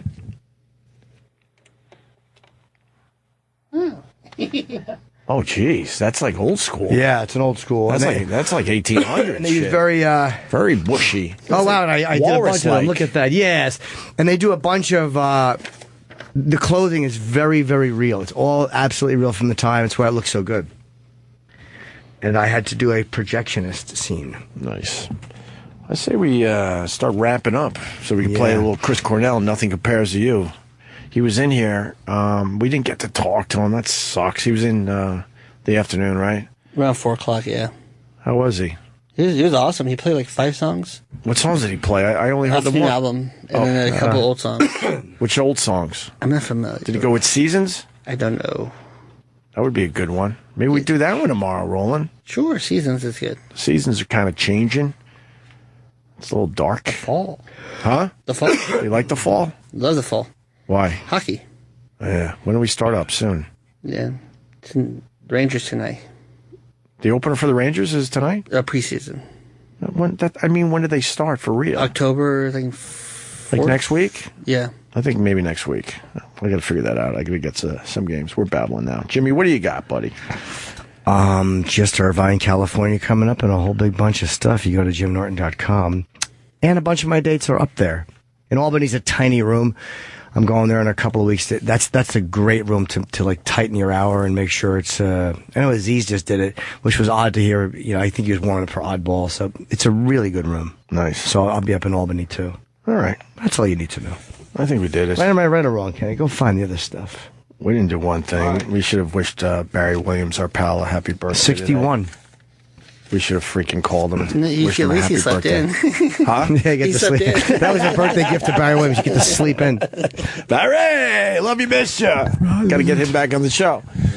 All right, we're gonna go. We're gonna leave you today with Chris Cornell, of course, of Soundgarden and other things. Now doing solo stuff. That one song that I've heard a million times on the Spectrum, I really, really like, by Chris Cornell. And then he did "Nothing Compares to You," the Prince cover. And thank you to It's a Prince song. Don't forget that. Bill Burr calling in. That was great. It was good to hear from Bill. Just a random call. I loved hearing that story. Yeah. Bill Burr playing the Garden soon. But Chris Cornell did this for Sirius XM in the Fishbowl. It's Nothing Compares to You. We'll see you tomorrow. Thank you very much. Goodbye. Yeah. That was great. Thank you. Really fucking good. Ridiculous, right? Yeah. All right. You got. Can I just do it, or you got to do the closer? I prefer to do the closer. All right. Travis will do the closer. What's the closer? This. Today's show will be available later today That's the closer? on Sirius XM On Demand. I love it. An encore presentation is coming up next. I love it. And then to see we're still here, though. It's amazing. Because I got to talk about my pal Jim Norton. He's in the first episode of a new show. It's finally hockey season. It's called Benders, but I'm in the British one. Which is perfect timing for IFC's new hockey comedy series, Benders, starting tomorrow. The network that brought you Portlandia and Mark Maron's show Maron takes you into the world of beer league hockey. Benders is about a bunch of guys who bond over the one thing they have in common, being bad at hockey. What they lack in skill, they make up for with passion. Their irrational devotion to the game causes chaos in their everyday lives. Benders features guest stars Jim Brewer, The Sopranos' Steve Sharippa, and the dynamic Jim Norton. I like it. Benders, live with no regretskis. This brand new comedy, which sounds really good. We had the stars in a little while ago. Sounds really good. It starts tomorrow at 10, only on IFC. Take a look at this thing. It's Benders.